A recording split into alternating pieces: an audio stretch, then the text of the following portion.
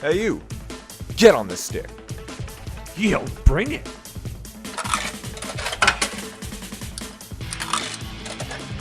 Choose your fighter.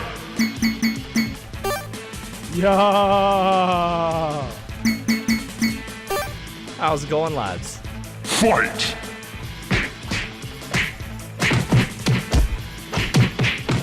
Bang, bang, bang. Flawless victory. Side Quest Arcade.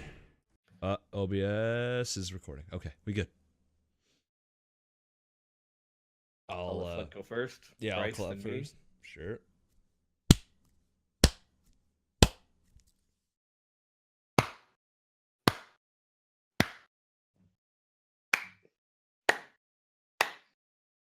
And 3, 2, 1. How's it going, guys? Welcome to SideQuest Arcade. I'm your host this week, MicroManatee. We got 3 people this week. Hell yeah. It's a fucking miracle. Oh, we did it. All right. Joined this week by Brian, aka Happiness, Hey, everybody, how's it going? and young Rodney for 3 _ silent referees. Yeah. Dog. Feels good to have 3. I thought we were gonna have 4. I thought we were gonna have it. We were like so this. close, and then Matt's like, I work. And I'm like, fuck. I thought I had it. I thought we had the timing. Dude. Had a bracket lined up and everything. It's gonna have a Wait, good we time. haven't even done them because we don't have 4 people. No, we can't do them, dude. We haven't done one since freaking Will came on. I think that was the last time we had 4 people. Oh, unfortunate. It is what it is, you know? Yeah. But nonetheless, we got 3 people. We're ready to rock and roll. I feel like we can just get right into games this week. We'll start with Brian. Brian, how was your games this week / month / whatever the fuck you came on last? It's been a while. I feel bad that like I've missed so much, right? Like when I came back, somebody even commented like the return of Brian, and then Matt came back and the return of Matt. But yeah, I've just been busy, man. I went from like, because now with the 10 and 10 rotation, now if I do anything on those 10 days off, like I'm just not home, right? So from September, I was just not home. I've only been home that I wasn't sick, like a total of 6 days till now. From like the end of September, basically October, November, December, I was only home like 6 days. Minus the 14 that I had bronchitis and was just stuck in my chair, like deathly ill. Those don't really count towards those 6 days because I wasn't really here. We're a human being. If you know what I mean. We're a human being at that point. I wasn't a human being at that point. Like I was done. So yeah, the only time I've had at home, I was sick as a dog, and then straight back to camp, and then straight, out of town for Christmas. It's like, what games do I talk about? I mean, I went through a whole spectrum of game ADD, across the holidays. What the fuck? I was still like playing a fuck ton of Soul Calibur, right until I think I got sick, and then when I got sick, all I did was watch Friends. Super Smash Brothers released. I haven't played much of it. Like I kind of got pumped. I was like, I'm gonna play with some guys. I'm gonna play with some people. But like, when? When am I gonna find the time? I'm free till like the evening, and then my wife comes home. Then I spend the evening with her because I've been just stuck alone all day. And then all you guys you're working all fucking day. So I just feel like majority of my day, like no one's available. And then by the time people come home from work, I've committed myself to something else to keep myself entertained. I've been fucking home all day. And I mean, oh, cry me. I've been home all day. Oh, it must suck. I mean, I'm getting through her. So taking one for the team. I appreciate it. It's a yeah, sacrifice. Yeah, definitely. And so it's like I want to play some Super Smash Brothers with the guys, but I haven't found the time. So then what else have I been playing? Again, still lots of Soul Calibur.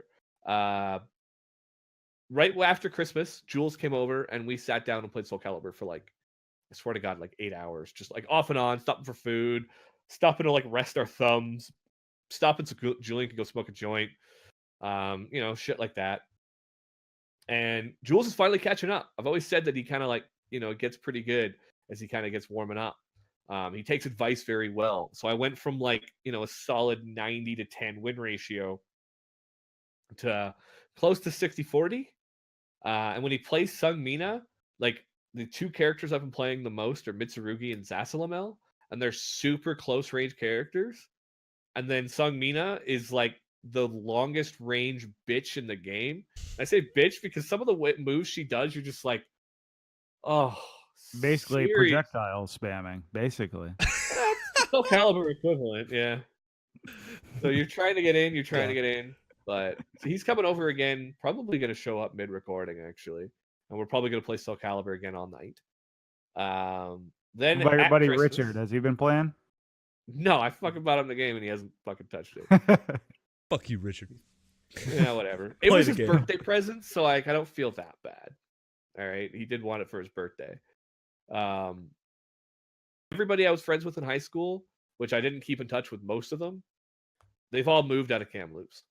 My grandma's moved out of Kamloops. The two aunties that live there moved out of Kamloops. The three cousins that live there have all moved out of Kamloops in the last 3-4 years. Yeah. There is not a fucking soul that I grew up with or like people I would want to go visit aside from a few of my wife's friends that I get along with in Kamloops. And then the other half of the people my wife visits, I just like actively don't like. And I've got a pretty good situation with my wife where I'm like, look, I don't like your friend. So I'm just going to stay here at your mom's house and play on my Nintendo Switch instead. And she goes, cool, you do that. I still got to visit my friend. This is just easy. No hard feelings, no nothing. I don't have to put up with Mary. I mean, whoop, did I say her name? I said her name.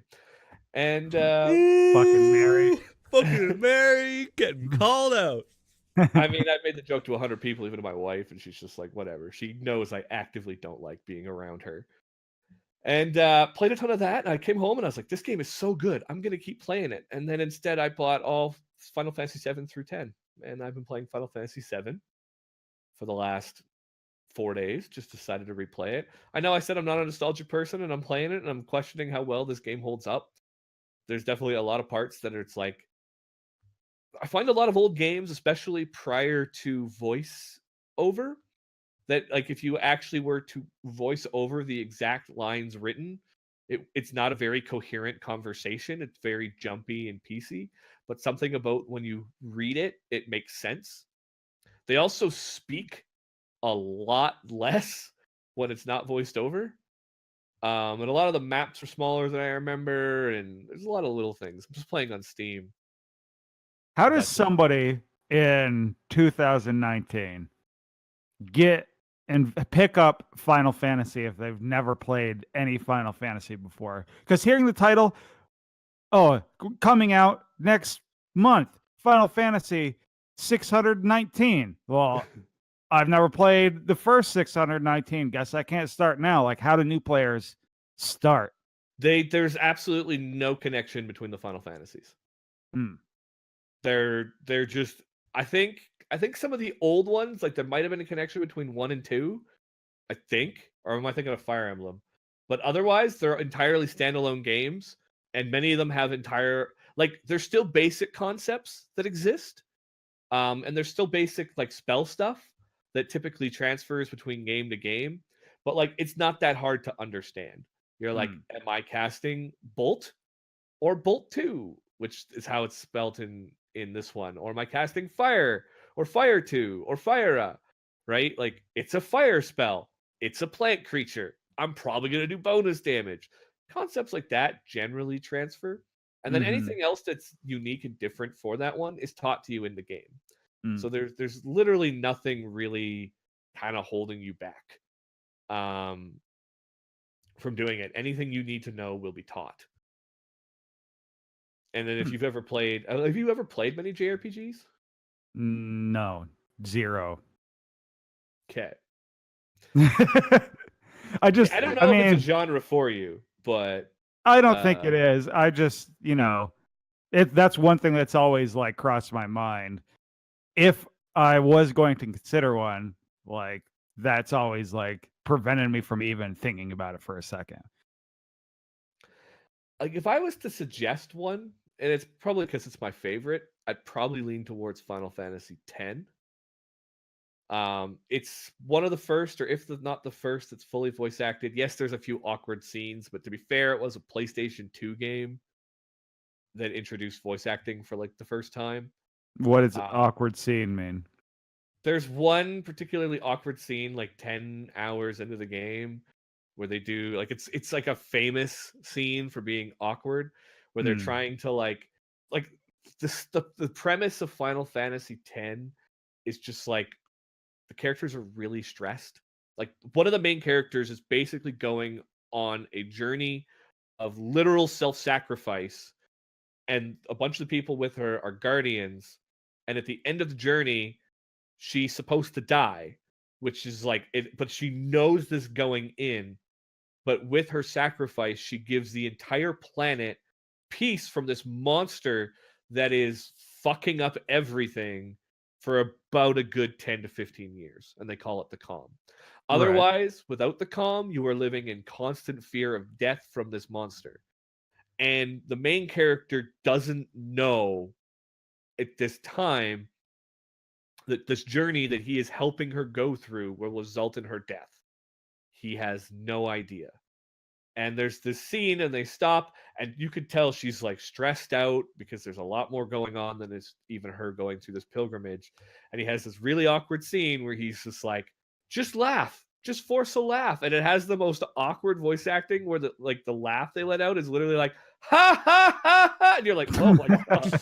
like that's actually a surprisingly accurate, like, and you're like, oh my god, what am I listening to? Oh god, it like I mean I played the game through like 3 times, and all 3 times I'm like cringing during the scene.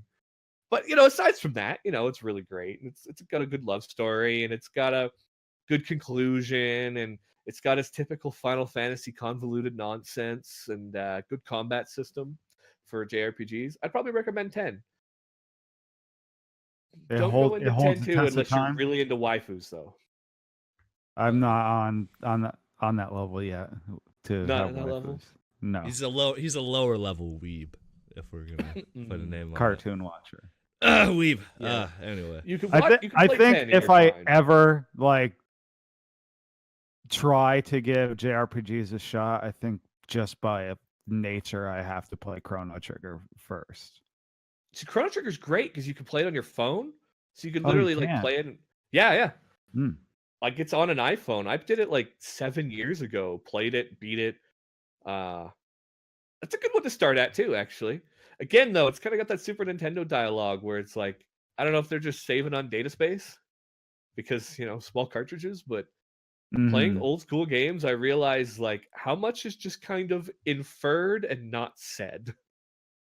Mm. Because you just got short text and it's often straight to the point, but Mm. it felt so much more epic when I was a kid. Yeah. That's you're my filling in the nostalgia kick. blanks when you're a kid, right? Like you're just so into it. You're like, holy shit, I know exactly what's going on, and you fucking break it down. But when you're older, you're like, you could tell the whole story. You don't have to like fucking leave it in. Yeah. No, there's You so lose much your more. imagination eventually. I can't fill in the blanks now that I'm adult. Okay.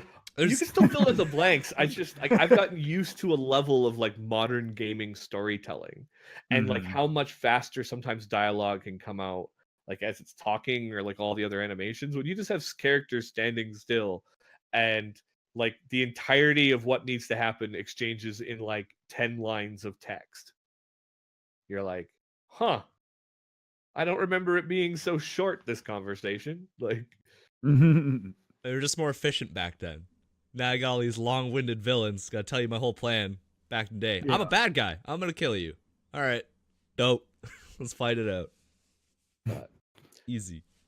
But aside from that, playing Final Fantasy VII, I'm almost out of Midgar. For anybody that's, I'm sure lots of people have played Final Fantasy VII, and I'm still gonna stand by it. I still don't get what people like about Aerith. I'm literally replaying it, and from the moment you meet her, she's just the dumb flower girl that you need to save. Yes, she's a super powerful agent, but I don't know, man. She just kind of annoys the shit out of me, like the whole time. And I'm like, why is she everybody's number one waifu? Like, I don't, you know, aside from Sephiroth, but I still don't get people that like, even as a kid, as a teenager, maybe I just don't like personalities like hers in general. So even as a teenager, as soon as she took that fucking long ass 20-foot sword through the heart, I was like, oh, good riddance. You Maybe dead. maybe I'm a terrible person, but aside from that, I've been like talking a lot about playing Spellbreak, and then suffer like ranked anxiety about queuing up for a battle royale. I don't know why. Oh, dude, you just gotta fucking give her. You're gonna get one tapped as soon as you land about 7 or 8 times in a row, and then you'll have a decent game. It just is what it is. Yeah, It sucks dick sometimes if like the queue times are long, but you gotta just let it go. Just let it happen. There's no the rankings and whatever they're giving you mean literally nothing. It's just like fucking. I understand what you're saying a little bit because eventually I kind of got like that in Fortnite, even though I had played like enough Fortnite and I had fun playing it. But eventually, as people got better with building, like I got anxious and didn't even want to like play anymore because people now literally build faster than I can think. So I'm like, I don't want to play this game anymore. Put me in a match with a bunch of other motherfuckers who build as bad as Flint does, and then I'll have some fun. Yeah. You sure about see, that? this sucks. The problem I have right now with Spellbreak, and I haven't played it yet, right? And I'm gonna play it during this time off, but then I'm literally not allowed to talk about it because of the NDA. Yeah. The only thing I'm allowed to talk about is basically what I've seen in the YouTube. about it. Oh, I can't. And I don't even know how I got in so fast. I literally just put the application in, and within like 5 days, I had a beta key. And then everybody else I've asked about it has been like, "Oh, this game looks dope. I've been on the waiting list for like 3 months for a key." And you're like, "Oh, well, Oopsie. I'm gonna go play some pre-alpha Spellbreak later when I." Now, the other thing is I'm too lazy because right now I'm hooked up to the TV. And I got to reset up to the computer. And then as I've been just kind of getting chill on here, I've covered the computer in all kinds of stuff. But You're I never require gonna the play computer for Spellbreak. D&D this week anyway. Hmm. But and then part of me's like, I'd love to stream it, but I'm not allowed.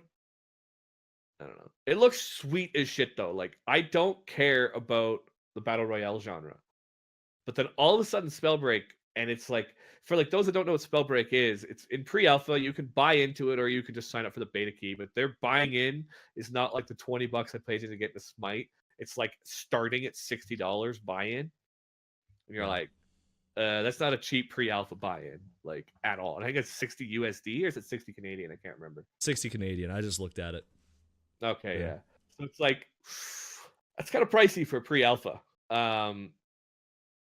And from what I can see in the trailers that are publicly known, like you're a mage, you have these 2 gauntlets, and you're shooting just all these crazy elemental abilities. So instead of shooting guns, it's basically Harry Potter meets Fortnite. Except Harry Potter with elemental magic. And you don't Like, have to build. And you don't have to build.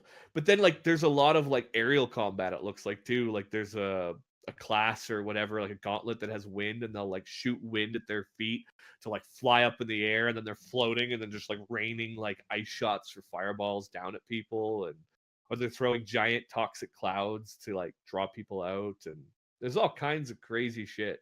Is it this third game person looks or to first have. person? Third person.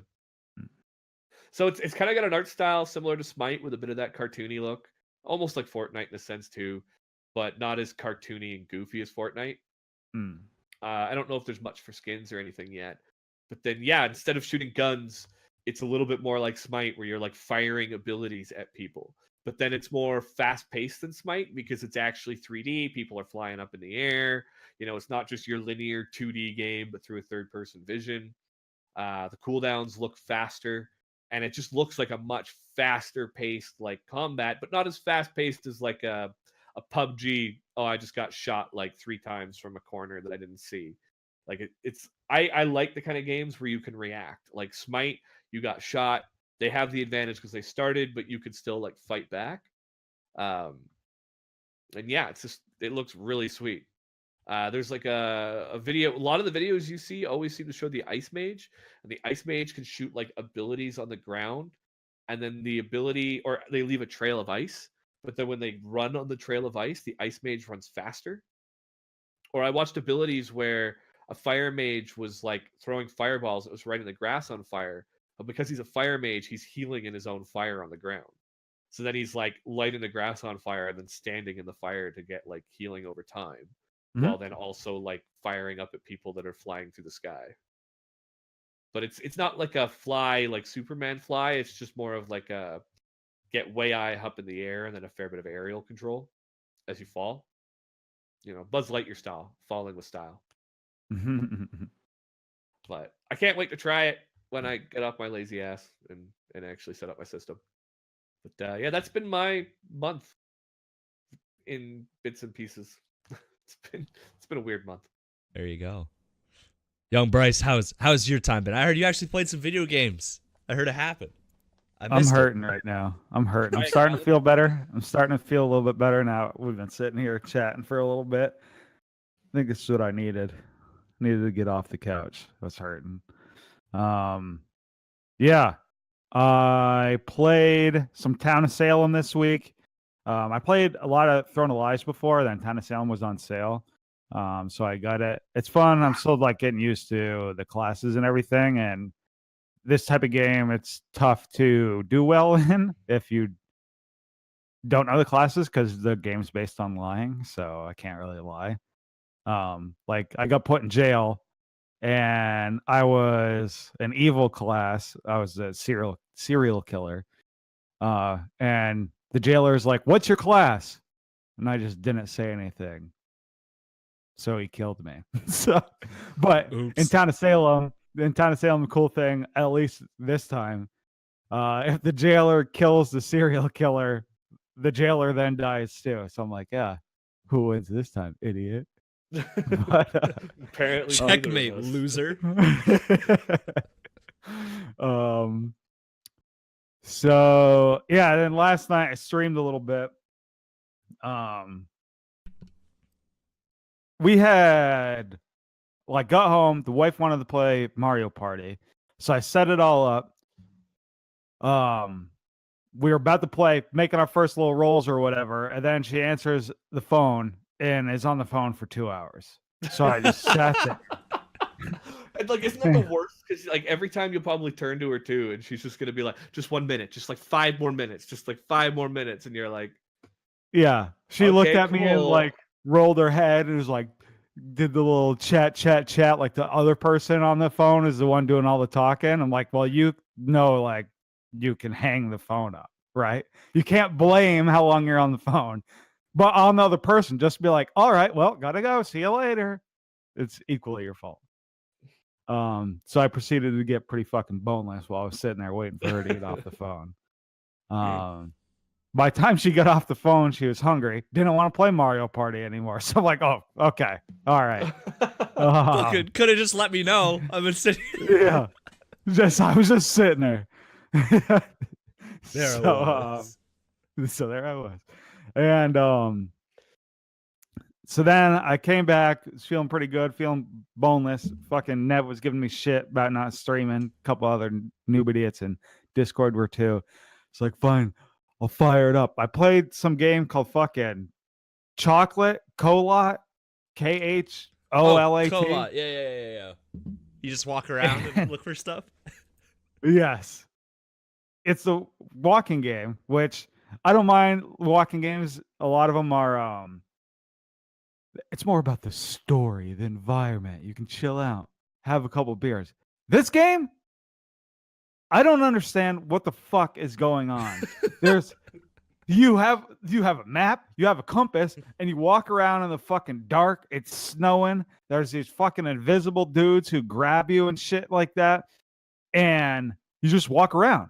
You find like artifacts on the map, but I'm pretty sure I've been around the whole map. I don't know what the actual like point of the game is.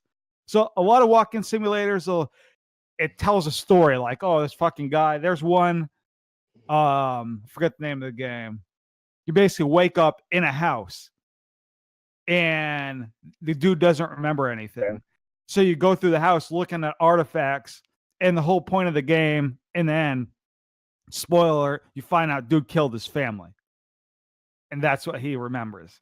Oh. This, I don't think there's anything like that. I don't know what the fucking point of this game is. I am not very handy. I am not your fucking Boy Scout, okay? I would fucking die if the fucking apocalypse comes, okay? Good thing I had Aiden in my fucking Twitch chat telling me which way to go. I don't know if he played the game. I apparently he's just better at reading the map than me. Every time I died, I almost shut the game off. I'm like, I don't know where the fuck I am right now. So I still haven't beat it. And plus, like, being like fucking boneless does not help at all. I was trying to navigate. So No. So yeah, I played that. It was fun. Dude, Sean Bean narrates that shit, doesn't he? That's the fucking narrator for that game. Yeah. It's Sean Bean whispering in your ear. What are you complaining about? Yeah, I didn't realize that at first too. And so yeah, that's why last night it was probably like 2-3 a.m. I'm texting Flint because I see in my Steam library that Flint has the game too. I'm like, Flint, help! Oh, that's why. I was, Yeah. dude. I played like 2 minutes of that game. I think I got to like the first artifact, and then there was like a piece of paper on a cliff or some shit, and I was like, I couldn't get it. So I was like, you know what, man? I don't know what's going on here. I just turned my fucking game off. Aiden would be like, turn left. I was like, okay, I turn left. And he's like, jump. I'm like, this game doesn't work like that.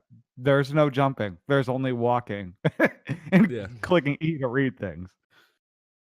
So maybe today I'll play it after this and try to find the end. What you gotta do is play some fucking business tour. Been trying to get your ass on the Monopoly board. Fucking like, we could play some business tour. God damn.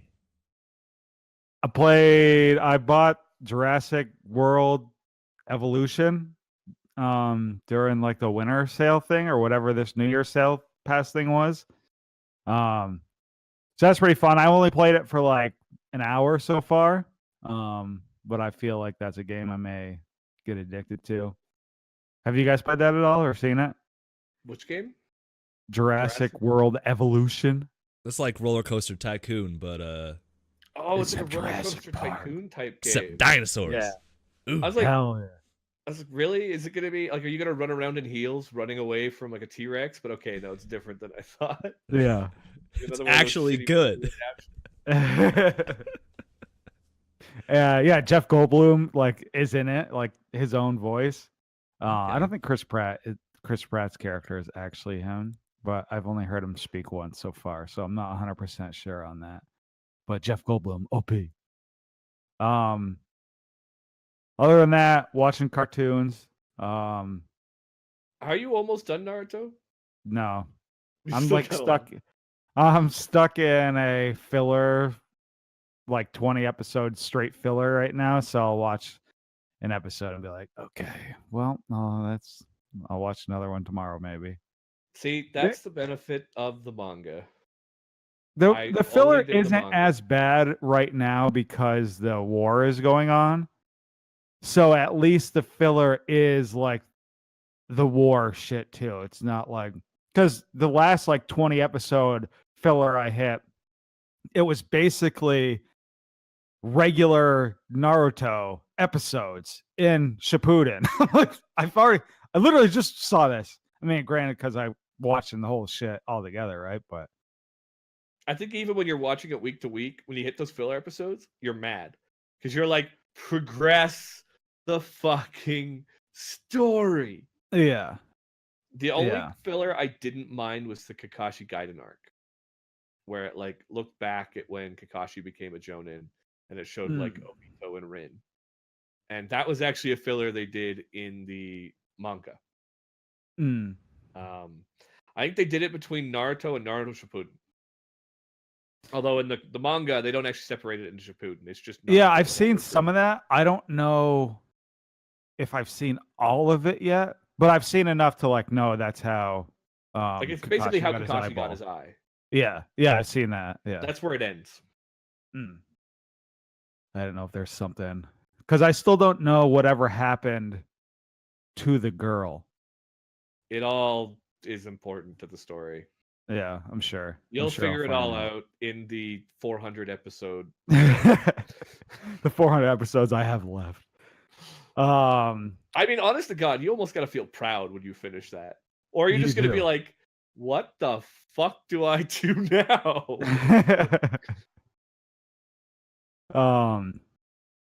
I watched Sirius the Jaeger. That's okay. That wasn't bad. Um, Wasn't bad. yeah. I thought that there would be more like werewolf shit in it, but it's all. I mean, the vampires are like cool enough, but yeah, it wasn't too bad. It's just I still had no idea the whole like they don't do a good job explaining what the arc is. I still don't actually know what it is. Dude, it's just But- like it's just a bugaboo. It just, like it's just like one of those Exactly. things like, oh, this thing could destroy the world. We don't know how. It could though. Fucking could, probably. Stick it in your eye. Got a big eye, little eye. Yeah. What the fuck? Oh, I should make a D&D campaign where the party thinks they're saving the world against what's really just like a bunny with rabies. that'd be Just good. like- Just like it's destroying everything. We're all doomed, and really, it's just like an army of bunnies destroying their crops. But the townsfolk, it's the fucking apocalypse. You are sent to destroy an old god, and yeah, they just didn't maintain the bunny populations very well. Gonna teach you guys Yeah. about sustainable hunting. Ugh. Protect this bunny. It could destroy the world. How? It's a bunny.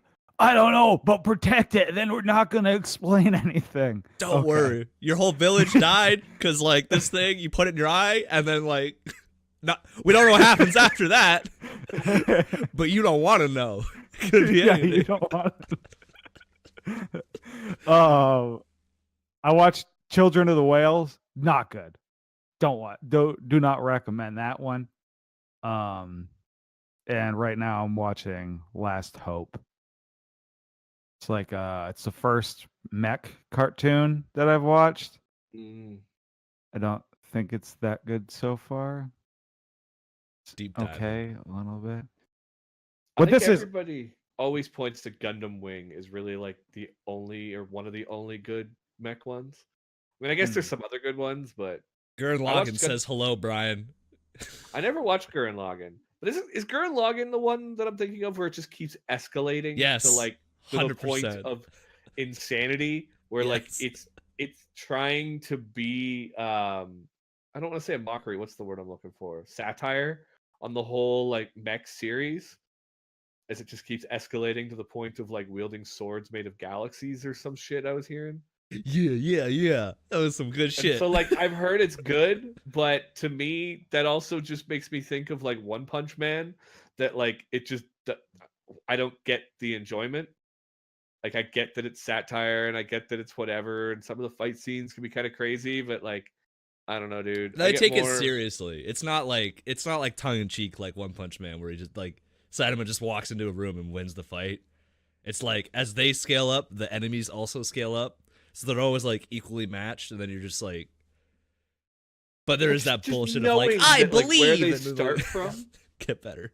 I don't know, just something about the scale that it grows to just makes me be like It makes What? sense. They explain it, and you're like, okay, no, that's understandable how we got from point A to point B. It's just like it happens quick. I feel like this. I mean, I say this, but this feels like it's looking back at my own D&D stories. You're like, look, don't focus too much on the details. It's just awesome as you go. Yeah. But I don't know. That one, I'm just like, I also need like a lot of my stories. I really need like a decent, like at least love story side story, which Final Fantasies often deliver on, which is probably why they sit so well with me. Naruto kind of sort of didn't wasn't really like a main focus, but I definitely watched the bonus movie that happens after the show is done to watch the love story portion, you know. And something like Gurren Lagann, like some of those just epic or crazy for the sake of epic and crazy, I just doesn't grab my interest. The characters sometimes matter more than the rest of it. There's one I put on my list that Punk Duck recommended, the Ancient Magus Bride. I've heard Some about shit. it. I don't watch a ton of anime lately though. Oh Yep. yeah, so the fucking this Last Hope show just popped in my mind because I was telling the wife about it. I've noticed now from watching cartoons that every cartoon has the one big titty bitch in it. Every one. Yes. Yeah. They all have a tsunade. In this one, yes. In this one, it's the princess in Last Hope. Except not only is she the big titty bitch, whenever she talks, it just shows her titties. Like that's it. It just focuses in on it. I was like, Just oh. like neck down, like just neck to belly button the whole time she talks. It'll be like her sitting at a table, titties here, and then like her hands in front of her titties, like twiddling them while she's talking or something like that. I'm like, oh, all right. This is where we are now. We're just gonna go all out with this one. All right, understandable. I just before we recorded, Flint, I watched the Ballad of Buster Scruggs that you. Yeah. It's pretty good. It's pretty good. I did not expect that first little story to end the way it did. I'm like, wait, okay, Buster, all right. Okay, Buster, I see you later. We're moving on. That shit was good. That was a good anthology, man. I don't think there was a bad story in there, or one that I wasn't interested in, at least a little bit. I think the only slow one was like the Prospector, but even that got interesting pretty quick. Like, which one was the Prospector? The one that was screaming "Mr. Pocket" like every 3 seconds. Oh yeah. Yeah, the one before that or after that with the fucking no arm, no legs. That was dark as fuck. Holy shit. It was like dragging, and then at the end, I was like, oh, it was building. Like, yeah. Dude, guy with no arms, no legs, guess who he was? Like, guess what other shit dude, fucking Harry Potter, that dude. Motherfucking Dudley from Harry Potter. He glowed up, lost all that weight. A little more forcefully than the keto diet, but he's out there. Holy shit. I was like, this guy looks familiar. Who is this? I had to Google it, and I was like, oh, no shit. Damn. Yeah. So, yeah, I missed a couple weeks because it was the wife's birthday. And let me give everybody some advice right now, okay? Always just do something on your significant other's birthday. Actual day. Okay? So leading up to this, Shanna was like, all I want to make sure that we have like for my birthday is the house. So it's like, all right, we got the house. We've been spending a lot of money like to fill the house with shit, furniture, whatnot. So I was like, all right, well, we're not gonna do anything like too big. But I was like, oh well, we should do something. So for our New Year's, we went to Austin, and like going to Austin was the trip for her birthday. Like that was known. We're going to Austin for your birthday. That was the weekend before her birthday. So then her actual birthday came, and I like got flowers. That was it. I was still in trouble. Because I did not. She's like, I expected you to do something. I'm like, what? I took you to Austin. We just went to Austin for your birthday. What are you? Checkmate, bitch. What? So is this a reminder to not forget the actual day, or to not take the bait that the week before also counts? Don't take the bait that the week before also counts. And then, like, to me, like, I'm like, we celebrated your birthday in Austin. But then, because women have this fucking power over us, she somehow mind fucks me into still making me feel bad, because it would have been super easy for me to just go to fucking Party City, spend $10 on some fucking streamers, tape them to the ceiling, and be like, surprise. Like, that's on me. I guess I should have known better. Listen, man.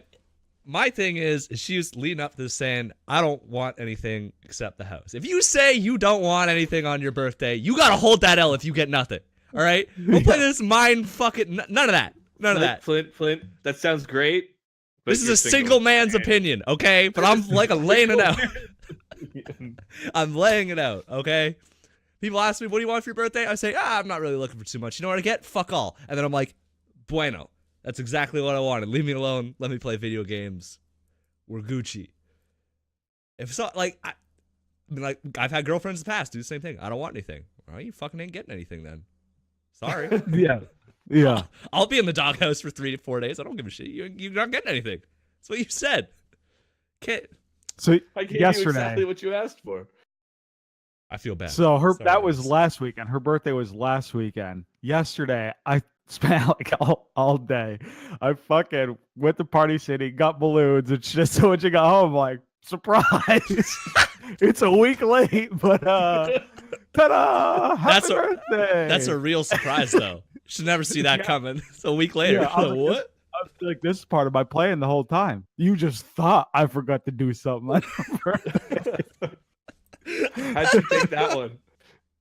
She thought it was funny. And then plus, like, every year she's like, this is my birthday month. So, like, whenever Her birthday month, she gets the whole month. she'll be like, can you give me a massage? I'm like, no, it's my birthday month. Okay. All right. You got me there. Shit. Yeah. So I was like, Shit, all right, I this should is what I'm just gonna take do. the whole month. That sounds great. Yeah. I try it. It doesn't work. It doesn't work. It's a one-way street. I was Unless like, all right, I'm gonna go get all these balloons. I'll make dinner or whatever. So I was like, all right, I'm gonna make some tuna tartar bites. So I go fucking Whole Foods, get tuna, chop it up, make these like tartar bites things. I like tried them, like, oh, they're not bad, pretty good or whatever. She gets home, she's all surprised. The first thing she says is, she goes, "Is this sushi grade?" I just look at her, like, yeah. I was like, I've been eating it. Don't know. I've been eating it. So she's like, you can't just eat raw fish. I'm like, it's tuna. That's what sushi is. She was like, yeah, that's why you need to ask if it's sushi grade. I'm like, well, it's too late. It's too late. I've been eating it. But she like called Whole Foods and it was like sushi grade or whatever. So it worked out. But it's like, yeah, but I've been eating it. This close to a real rough night. Yeah. Yeah. Ooh. I feel like I've got food poisoning anyway, the way this hangover was treating me today. But yeah, I think that's it. Good shit. Learn from me. I'm lucky. Or maybe I'm just more in the doghouse and I don't know because my wife doesn't like vocalize a ton when she's upset at silent treatment. And well, if I'm down in the basement, I guess I don't know till she's like not mad anymore. But I strike lucky in things like that. If my wife's like, let's go do this or whatever for her birthday the week before, and if I do something for her birthday, she's like, the fuck you doing? We did something last week. Like, leave me alone. I just want to read today. Yeah. Like, all right. Okay. She's not like other women, is generally what I've noticed for the last 10 years. I'm still a little salty for you, Bryce. If you say you don't want anything, bothers me. I don't know. It's like when you order food and they're like, I don't want anything. Then they start eating your fries. Like, I would have bought you fries. Would have bought you a pack. I was at the cashier, ready to order. Yeah. Oh fuck. Drove me up the wall. Just Don't never, move. just don't This fall is why for the Flint bait. is single. Just Yeah. can't share his fries. No That's way. it. Oh, I share the fries. I'm just mad about it. I'll let them know. Hey, I'll buy your food. I don't care. Just fucking. The difference between 6 months in and 10 years in. My wife now orders, when she orders fries, it's just long enough into the relationship that she knows she's not going to finish them and just like welcomes me to join in on her fries from the moment we order. Dude, that's totally fine. Like, if I buy like a fucking extra large fry, I'm not an extra large kind of dude. Like, I'll eat like a medium if I eat it all. So I'll be like, yeah, dig in. I got a lot. But if I buy like a me portion size and you start eating it, I'm just gonna be hungry and angry later. Be like, fucking, if I had like 16 more fries, I bet I'd be full right now. fuckers. Yeah, usually it works out for me because Shannon won't get fries. I'll get fries. I've just accepted now that she's going to have some of my fries. Like, I don't even think twice about it. I just know it's going to happen. But I get her back because whatever she gets, she'll be like, do you want to taste it? And I was like, yeah, let me taste it. I'll have a bite. So I'll take a bite. But she doesn't eat red meat. So I'm like, you want a bite of my burger? And I already know she's going to be like, no. So I'm like, I win. But That's fine. That's fine. Nice. You guys I got some, offered you a bite of my burger. got some give and take there. I appreciate it. How was your week, Flint? Dude, my week was pretty good. It was pretty good. It was my birthday, I guess. Oh, shit. Right That's right. after- Happy Right. birthday. Well, Yeah. Bryce should remember because it's his wife's birthday month. So That's right. Well, Bryce sent me a fucking video on Facebook. That's going in the meme vault. I was like, hell yeah, Oh. brother. Every time you tried send me to one of my those, I phone. gotta. Oh yeah. I was like 90% confident that I filmed Bryce singing "Happy Birthday" at HRX last January, and I searched my phone for it, and either I previously deleted it or I was just full of shit and didn't actually record because I was trying to find that video to then tag you both in for Flint's birthday, but Yeah, I've gotten in this bad habit when I get drunk to send Flint videos, and I know it's all going to backfire one day. Oh man, And it's great. I I'll love it. wake up the next day and see that I sent Flint a video, and like sober me doesn't even want to know what it was. Like, I just don't even ever watch it again. Oh dude. Well, this one was You good. just- It wasn't like aggressive or anything. It was just like, it's motherfucking Flint's birthday. And you're like out on your patio with a fucking cigar. Yeah. It was good. I was like, wholesome. Your Vape Nation one that you sent me earlier, though, that's 100% in the Realm Royale video. 100%. Shit. Because that shit had me on the fucking floor. That was hilarious. Smoking big doinks.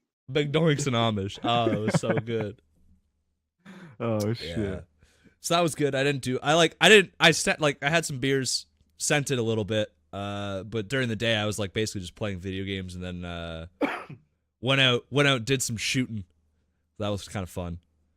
A little cold though. Just at targets or skeet shooting or what? Just the targets. Fucking, I went out with the old man and a family friend. We went out to their farm and just like put a fucking target board up, and because the guns we have are a little too loud to shoot around here. I have enough neighbors that be like, "Hey, can you not fire that off?" Right. But my fucking dad, like the whole day, I'm shooting better than him, or at least like on par with him, hitting the targets well. Everything's going great. End of the day, he's like, how about we all line up? And he put like a piece of metal up, and he's like, listen, we'll all line up, stand up straight. We'll each take 5 shots. Whoever hits the most wins. Motherfucking Deadeye comes out of nowhere. 5 out of 5. And I haven't heard the end of it for a week. But be like, man, that's a pretty cool story. But I'll tell you about that one time that I hit all 5 shots on this target. I'm like, God damn it, Dad. I'm so He's mad. gonna use it against you. Be like, Dad, why are you feeding in Smite? I don't know, son. Why can't you hit the target 5 times? Fuck. Listen, man, it was some bullshit. I got 1 out of 5, and the other guy got like a half because he hit the edge of it. So there's like a half bullet hole in it. Well, that's fine. But that was pretty good. And then we went to like a Turkish restaurant. Well, it was a good birthday. I got a lot of happy birthday wishes from the Whammies and you guys and family members and stuff. It was good. As far as games, I've been playing a lot of Smash. I'm not playing Incineroar anymore. That was a lot of punishment. But I feel like this is the game where I'm like, I gotta pick a character that actually doesn't immediately die. They're thrown off the stage. Because I usually end up in that trap. Like Smash 4, I played a lot of Little Mac for a long time. And I'm not doing it again. Fuck that. Fuck that noise. So I picked DDD. He's heavy boy. Got projectiles. be a K. Rool guy. I don't know. Something about K. Rool just doesn't click. I don't know what it is. Incineroar just can't recover at all or something? No, because like his recovery, like his upbeat goes straight up and then down on an angle immediately. So if you're off the side, like horizontally or below the stage, you'll never get over.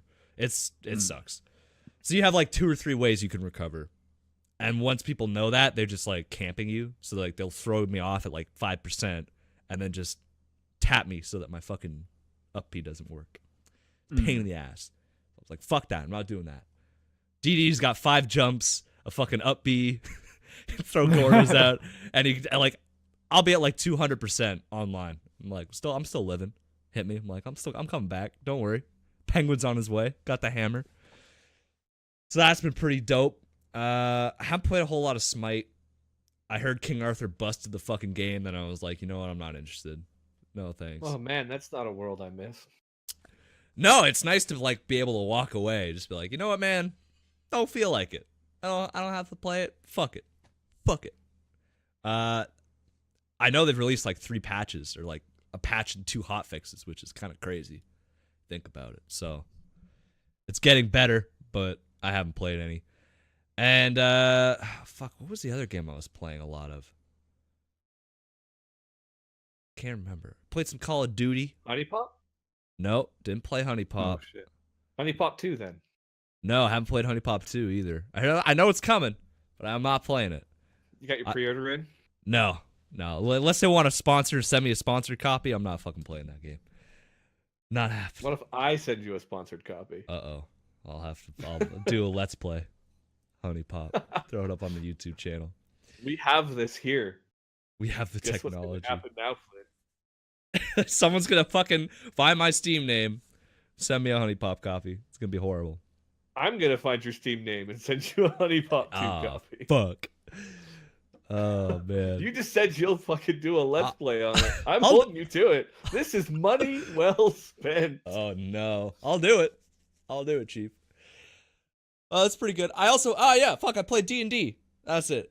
I've been playing every week, so that was actually fun as fuck. 5e is a lot different. I think I like 4e's combat better, honestly, Brian. Gotta be real with you. I like doing cool shit.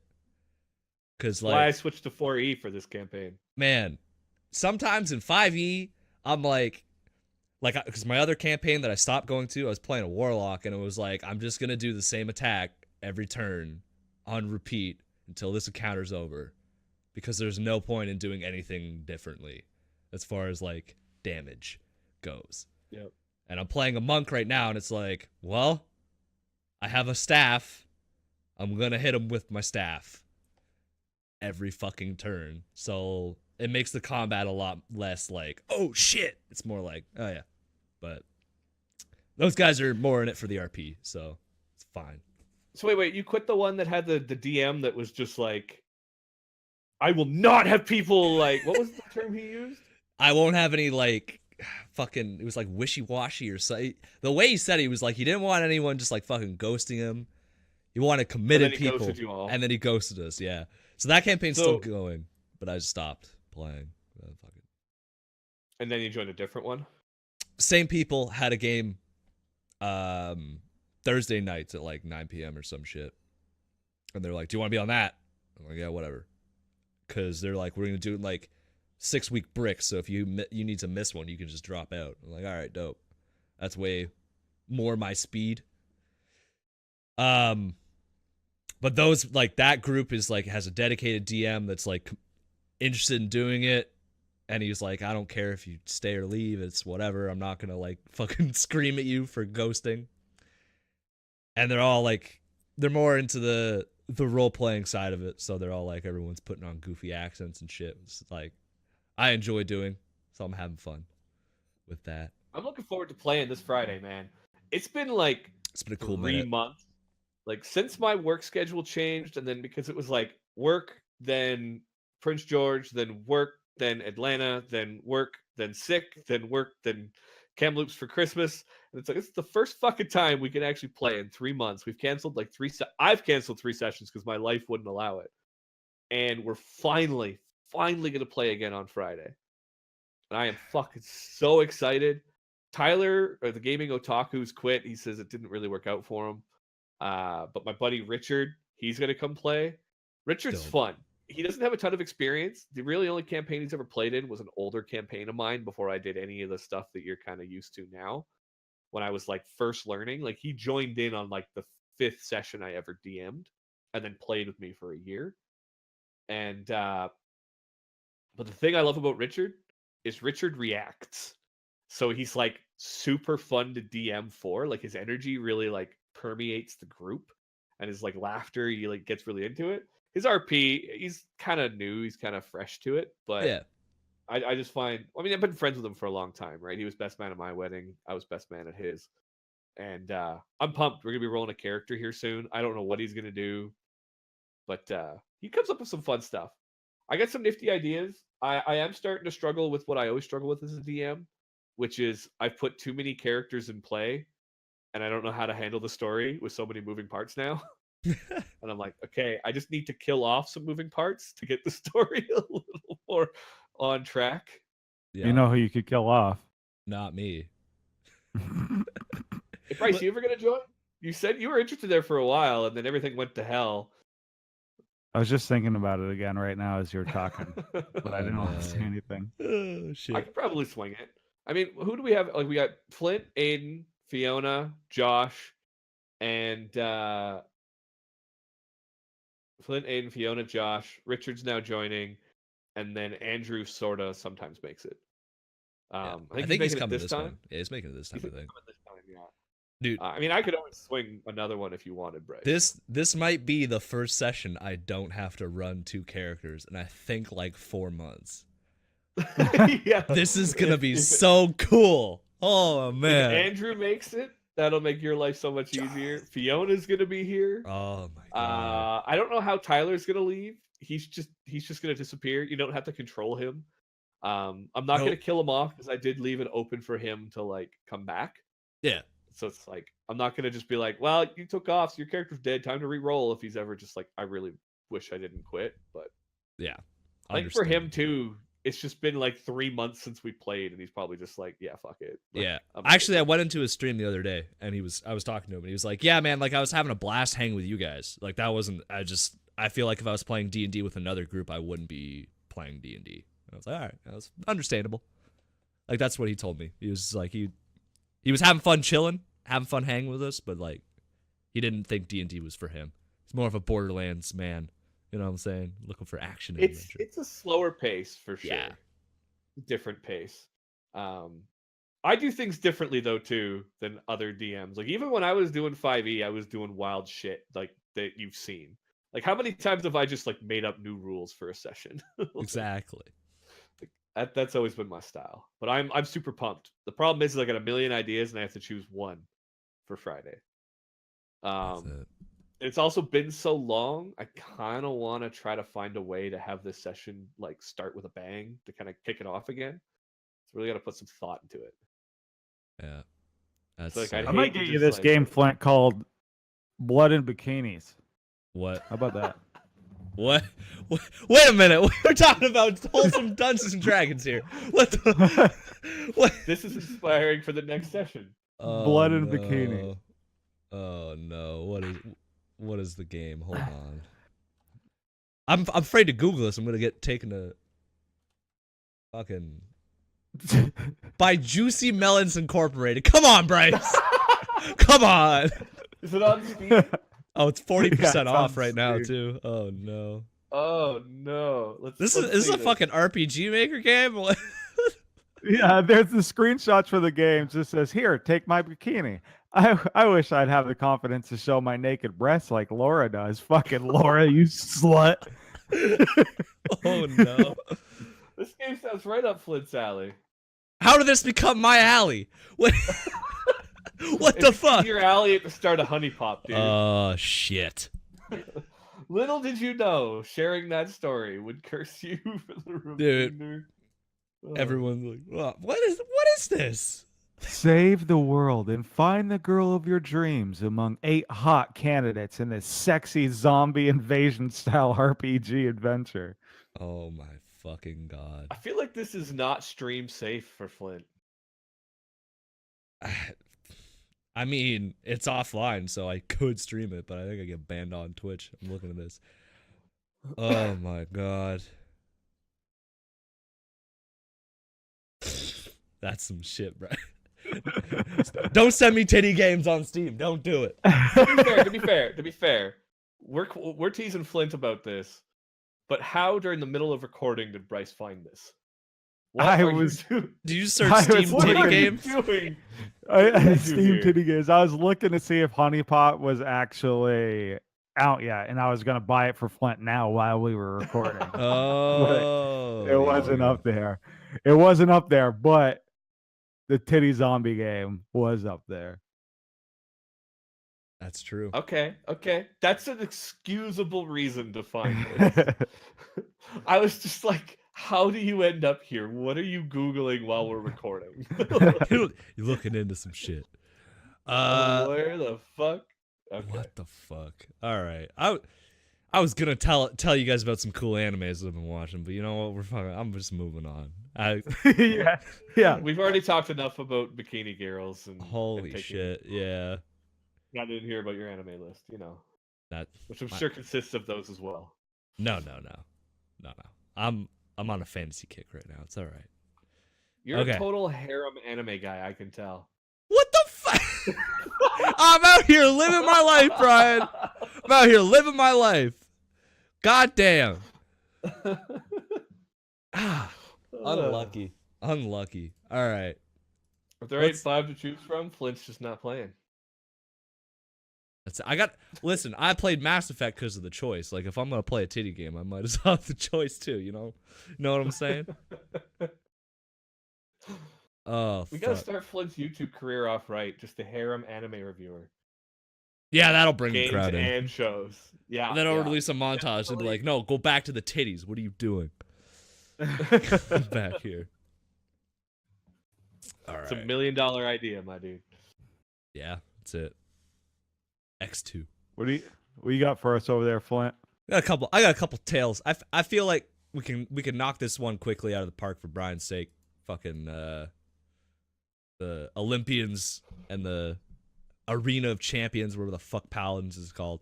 If you don't know what that is, Assembly of Champions, sorry. Basically, this is a community-driven thing that Hi-Rez is trying to do. In the sense of like they're gonna pick, I think 12 people, and they're gonna form like a council of Olympians, and they're gonna be used to connect the community to Hi-Rez in terms of things like balance, content, a whole bunch of different stuff. And having this board is sort of like an outlet for us as community members, and it's supposed to be run by community members and elected by the community. And there's been a bit of a hubbub about it. First of all, I want to say congratulations because a bunch of whammies actually got in because they're all Yeah, doing that's their own pretty thing, right? Dirt Nap's dad got in, Fro Double G got into the election process. Motherfucking Juan Fems got in. Like, congratulations, guys. That's awesome. And this isn't meant in any way to disparage who was picked, because I think anyone that's on there is like, you should be stoked. That's fucking sick. Define Pride didn't make it on. Define Pride's not there, which is fucking. Heart and soul of the community. I'm not even saying that as like a meme. This man has been playing since like him and Hatmaster, man. They're playing since like beta. They have like every fucking skin. They have thriving YouTube communities. They have amazing, respectful Discords. They're just like genuinely positive about Smite. I don't think I've ever seen them upset about Smite shit. Like, if you're like Matt always says, if you're having a bad time, you want to play some Smite, play with Define Pride, you'll feel better. And I mean, regardless of who was picked, there was gonna be some drama of like, oh, this person didn't make it in, what the fuck. But I'm just saying, there's a lot of people on here that like I don't know, and maybe that's because I'm a PC player. But there's people on here that got their bios that have like fucking nothing in them. They don't have social media accounts. I'm like, how the fuck did these guys get selected for like? Oh, I shouldn't say how did they get picked over a guy that's been playing for 5 years and has a huge ass social following and is running tournaments and all sorts of. I don't know. Doesn't make sense to me. Who picked them? Was it Hi-Rez picked the these yeah. and then they were voted from there, or Yeah, so everyone something that's applied. entirely community driven, or it's like so that they're starting line is this is a community driven thing, but Hi-Res is going to pick the candidates. Wait a minute. Shouldn't that be Yeah. just like a self-campaigning thing to like get your votes in to then make it to some finals or something and organized? Like some kind of fucking Senate race or whatever. I don't know that much about politics, but you know what I mean? Like rather than just like these are the 20 that you're allowed to pick from, picked by us. Yeah. And so that's what happened. Like you put an application in and have your bio and whatever, and then they narrowed it down to 60 for Smite. What's weird, Paladins has like 140. The Paladins community teams. different community teams, I guess, but it's like you gotta at least set like a cap of like 100 or something. Because I feel like that's enough that you can figure that shit out. You know what I mean? Like people aren't gonna feel as left out. I don't know. It's definitely bringing the worst out in people. Like, It is. It's turning super petty on Twitter. Holy shit. I mean, it's deleted now. I was gonna read it, but her Twitter handle is Smite Babe. She was out here calling people rapists and all kinds of shit. Oh yeah, can't find that it was now. she Deleted deleted it, She but, deleted the twit longer. Yeah. But overall, you know, her saltiness aside, I do see like where she's coming from. I mean, this dude here, XXX Mega X Man XXX. First of all, no idea who you are. Second of all, your name, bud. What the fuck? XXX Mega Man X. What the? Well, okay. I can relate. Yes, 15, 20 yes. years ago. We've all been there, man. We've all been there. We've all been there. He's an Xbox player. Like he's repping the community. You know what though? Some of those guys, they picked that when they were 12 and they're stuck with it because Xbox accounts have transferred for so long. But okay. Listen. But yeah, I don't know how someone. I mean, it's cool on one hand that you could just be your average Joe player and get selected for this. You don't necessarily need to be some big content creator. So that's cool. But at the same time, wouldn't you? I mean, content creators go out of their way to create content for the game, make the game better. They're invested in the game. So I would think having them be these Olympians would be more beneficial than, Yeah. you know, Like next door. Yeah. But I mean, yeah, there's also biases that come in with certain content creators too.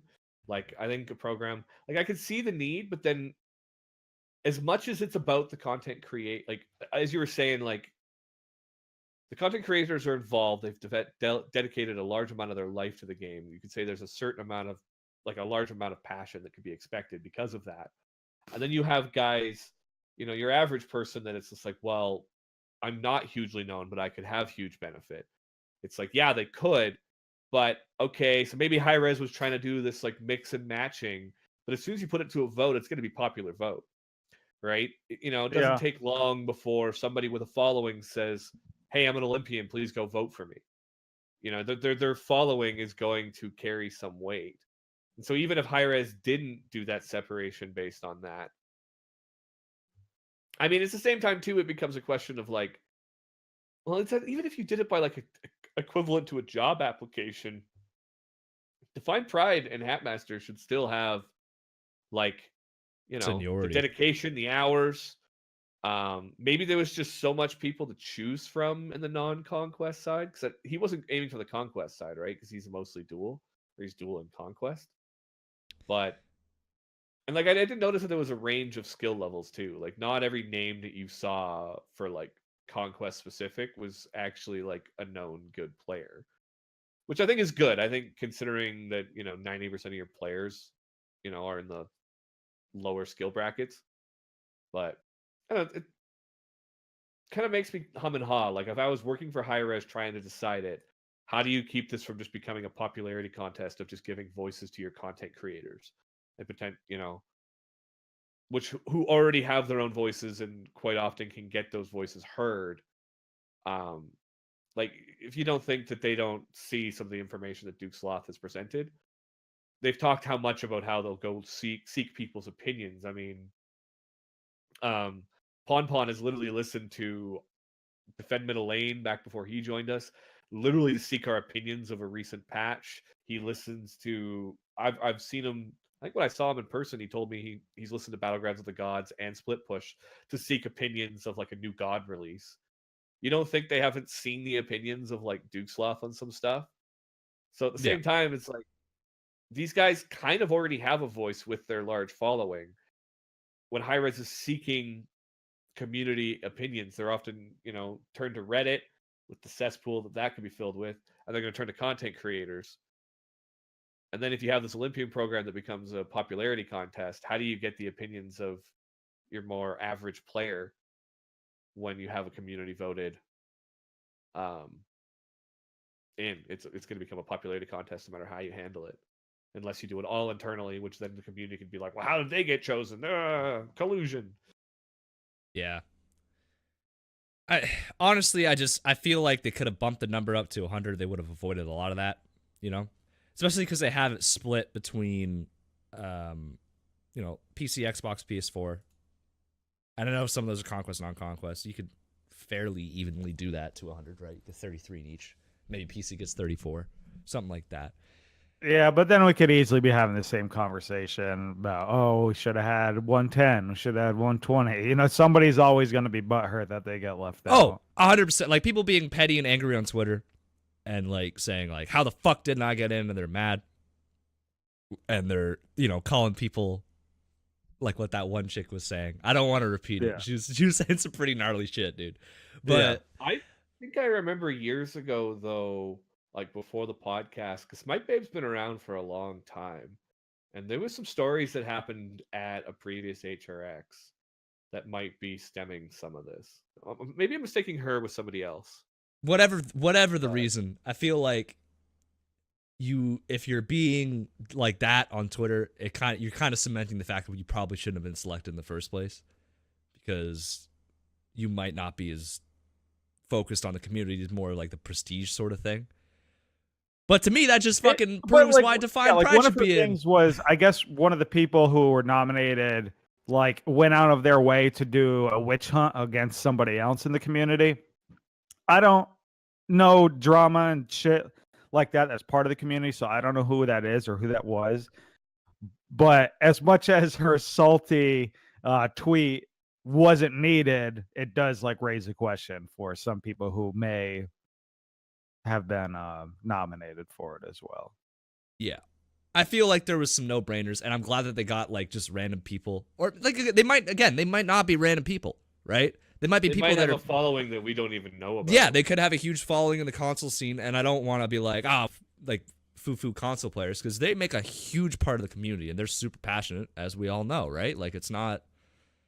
They might even outnumber PC. I think overall they probably do at this point, and like the console players, like from the VD2 days and even like now in SQA, like they're hardcore. They don't fuck around. Oh yeah. Like if they're in it, like I'm playing Smite, and that's it, and they'll play.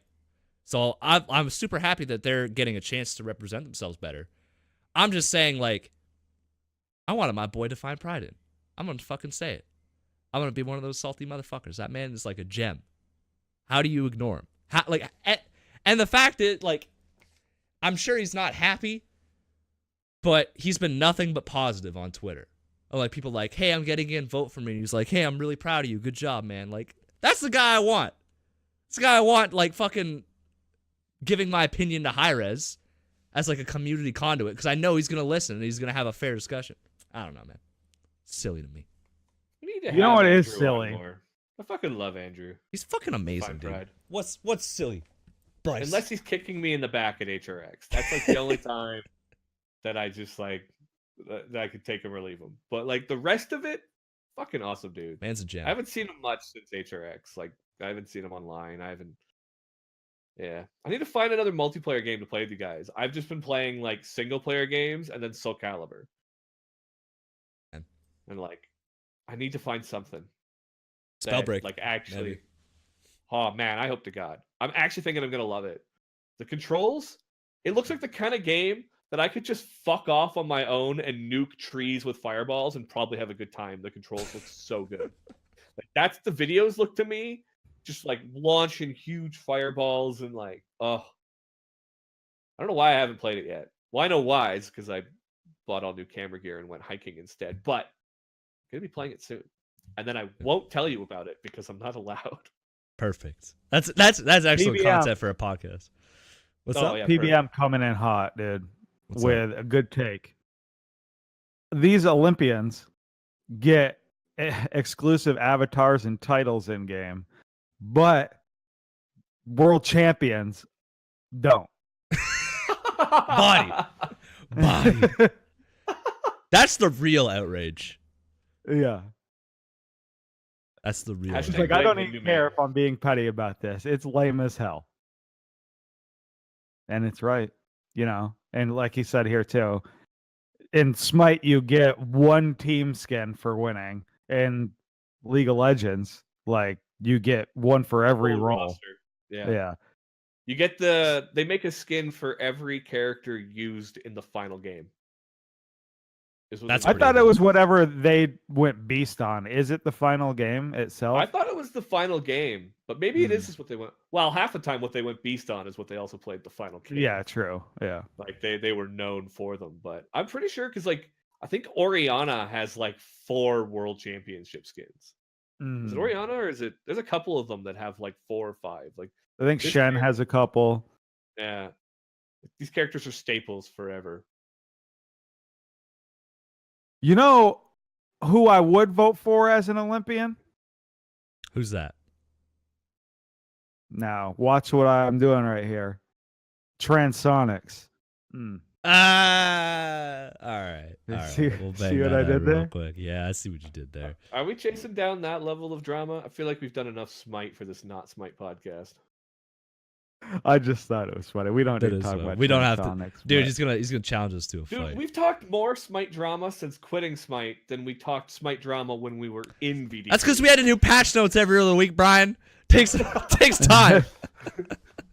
There wasn't spicy drama like this either. Man, sometimes finding a topic every week, like when it was patch notes, and then if you didn't have something, you just like roll the dice and pick the god. It just made the podcast write itself.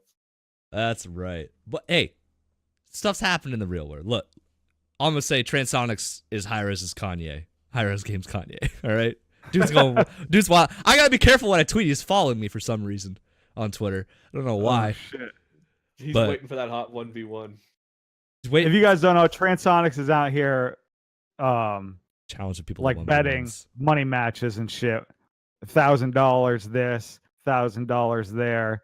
Saying he's gonna pay up, loses, doesn't pay. Still hasn't sliding in, still hasn't paid.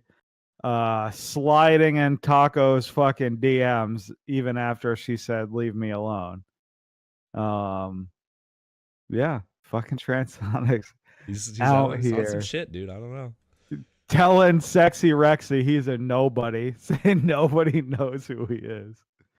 Oh shit! And it's To be on fair, site. I thought It's on Transonics site. was You some going to random Worlds? dude until I found out that he was apparently a pro in console scene. So Yeah, man. I guess it shows how much of a nobody Rexy is compared to him. He seemed. Unbelievable. It was weird. We like chatted with him a bit at Hooters. He's a When nice we're guy, at man. We were Worlds. chatting with him. Yeah, Yeah. yeah. Oh, I don't we know. were. I do remember that. Yeah, Matt told He's- him the other team was gonna beat him in the fucking finals. I remember that.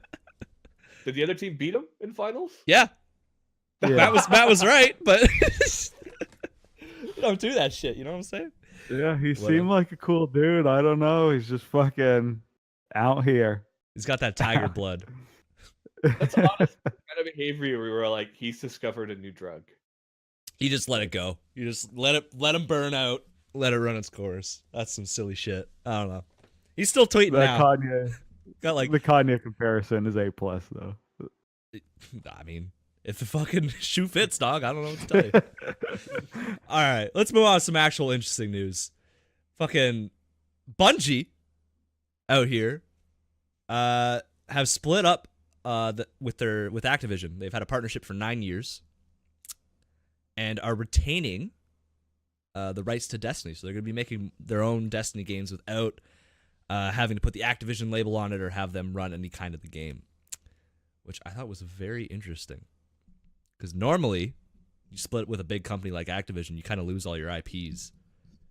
Somehow Bungie's gotten away with keeping theirs. I thought that was pretty cool. I did hear in a report that apparently, like, the majority of Bungie staff that are there, like, there's none of the people that were around anymore that made Halo.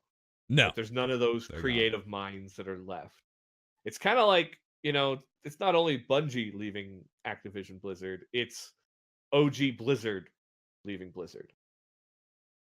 And it kind of makes me wonder, like, because I've watched a couple of YouTube videos on it. World of Warcraft held a big part of my life. I was kind of worried when they partnered with Activision years ago. Then you could kind of see them go from what was OG Blizzard to just like, World of Warcraft turned into an Activision game. Like, I don't know if there's loot boxes, but there's damn near.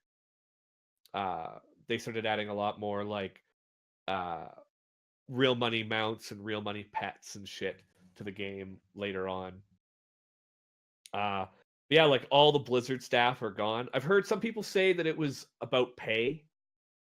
I heard some people say, well, yeah, greatly about pay. Either the company was mad because they were paying some of the senior employees too much money because they had like contracts that were just too lucrative back in the days before the game was like super well, or the company was super well off. And then there's been so many reports about Blizzard too, like super underpaying other people, and their reasoning for underpaying their staff was because they get the benefit of working for a company like Blizzard. Like there's just like how many kids, 12-year-olds, my dream, well, maybe not today, but how many 12-year-olds 20 years ago dream was to work at Blizzard? Oh my God, they made Diablo 2. And then like now they work there for like significantly less than industry standard. Kind of a weird company to watch. Like, I feel like apparently it's. I don't know shit about Bungie really. I was just gonna say apparently, Destiny's still staying on BattleNet, which is weird. I think that's because they made the game with Activision. So even though they're splitting, they have to, because they made that game together as partnership. Like Activision still got to get that Destiny 2 money. But whenever they make Destiny 3, that'll be a Bungie standalone. Oh shit, Destiny 3. I told you guys this earlier, but for the whammies, I saw this tweet. Whammies might have saw it too. It was like, imagine if Activision wasn't the bad guy and it was Bungie this whole time. The first game they release is Halo Reach Mobile Loot Box Edition, or like some crazy shit like that, like super just money grab game nobody wants and shit like that. Kind of like what was that shit Blizzard came out with?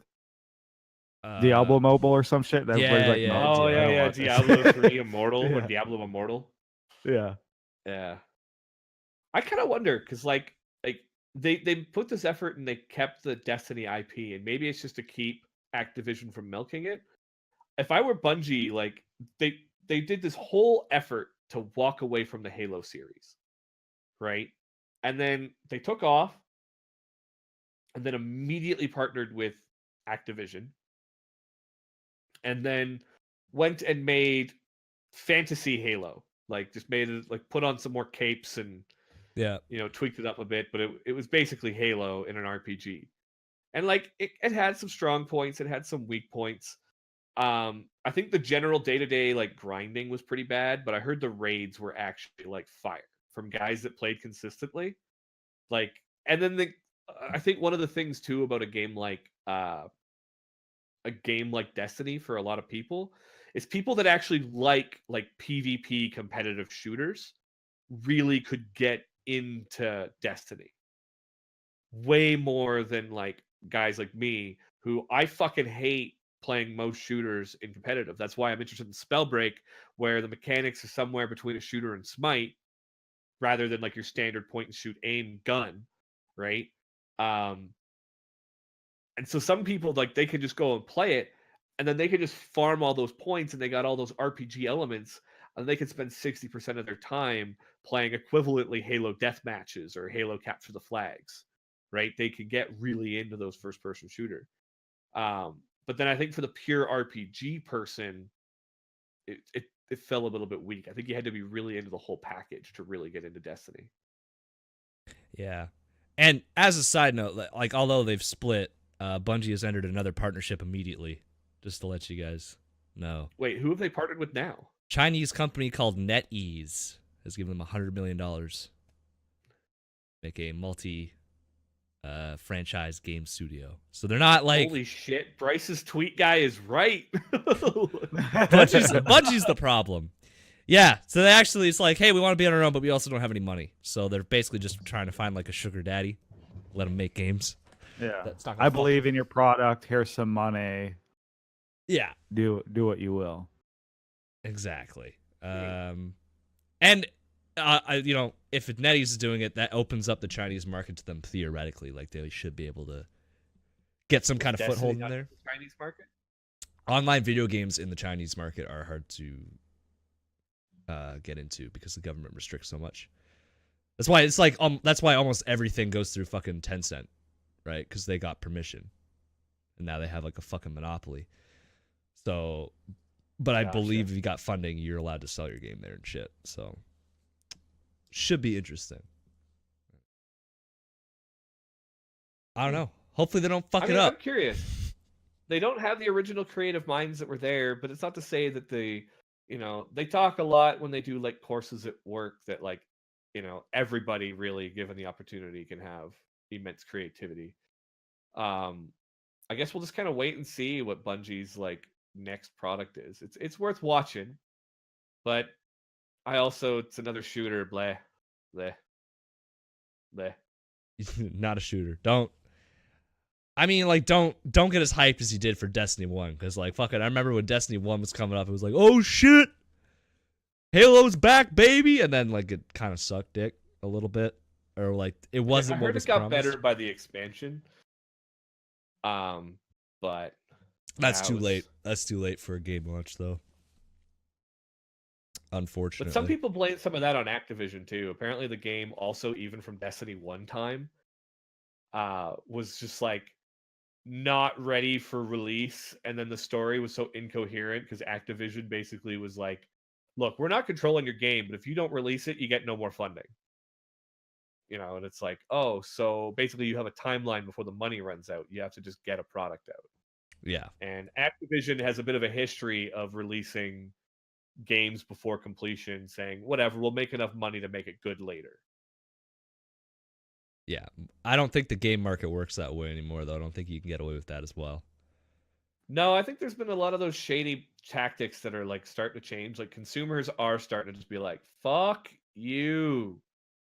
Like, give me the full fucking package. Like even Final Fantasy 15, I thought was kind of like there's just huge chunks from the story just removed, and then it's just like, and it's done. And you're like, what the fuck happened? Like it's just like taking Lord of the Rings and just like, that part don't matter, and that part don't matter, and the second book that don't fucking matter. And let's just jump back to the last 100 pages of the final book. And he's throwing the ring in the lava, and you're like, wait, what happened? Final Fantasy 15? What happened? This is insult. Where are we? What the fuck? Yeah. Oh. I forgot that we actually had like a discussion-focused community challenge this week too, so I didn't have to dig up as many news stories or shit. Like we probably didn't have to. I don't know what the community challenge is. So it's been so long since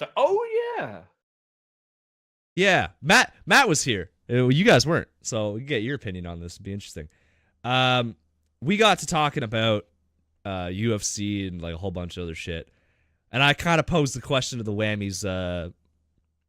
How do you think esports is going to evolve going forward the next 5-10 years? Do you think it's going to go more along the lines of traditional sports where you have fucking like team psychologists and nutritionists and drug testing and fucking like Reebok deals and shit like that? Or do you think it's going to go down its own path? We were talking about John Jones getting drug tested and all that shit. And then it's like, do you think like shit like that's ever going to happen in esports? How do you think that's going to evolve? Just drop the dice. I mean, was I got a fine ton with. of opinion. Although kind of like all of my opinions, they're kind of like a half opinion. There a whole lot of struggles I see kind of forward, hurdles that I just don't have an answer for. But generally positive outlook. But we'll jump into mine after. Why don't you read Croshan's, as he's got a very informed opinion here from his kind of work. See, I can't share work as much. He's actually got opinions in the job that can actually inform on some of these stuff. Look, we ain't talking about moving dirt unless I'm forcing the conversation. So Yeah. anyway, Nobody wants to talk about. Do you think that No. esports players will have to move dirt for 3 I'll be right hours a back. day before they play? I'm actually gonna read Kurt Dude's first because that's actually the first submission. Yeah. Off, Brian. You do you. Do it. Yeah. You do what you want to do, Flint. I'll do them in order. How about that instead of skipping two? Yeah. And going back. Oh, the other part of the challenge, which I know Brian's not gonna be able to answer at all, is name one other Soulja Boy song other than Crank Dat. Because I didn't think anyone could actually fucking do it. Kiss me through the phone. Okay, well, CC. I guess I wasn't as big a Soulja Boy fan. I don't know. I'd do the Crank Dat in school for my dancing class, but you know, other than that, very white, My Dougie. trademarked. My Dougie. Teach me how to Dougie. Oh fuck. Anyway, so that was like a two-parter. Easy. Kurt Dude says esports at the Olympics. Easy clap. He's coming out, which yeah, I think eventually, right? Like, if they've got like I mean, you look at some of the sports at the Olympics and you're like, dog, really? Like, that's what we're doing today? Just throw some Halo on there or something. Be all right. I mean, that's already scheduled, right? The 2024 Yeah, I can't. Olympics. It's weird. They said, yeah, but that was the thing, right? They said like they weren't gonna put any kind of game with like guns on. Yeah, I remember when we talked. But then they about have like that. a fucking shooting competition the next day, and you're like, wait a minute, I don't know. Yeah, boxing. Yeah, wrestling. I think they're getting rid of wrestling. Are they? I may be full of shit, but I think they're getting rid of wrestling. are you talking about Kurt Dude's esports at Olympics easy? Mhm. Yeah. That was a big thing. They said that it was too violent, but then in Paris 2024, I guess they're saying it's in talk. Be a demonstration sport.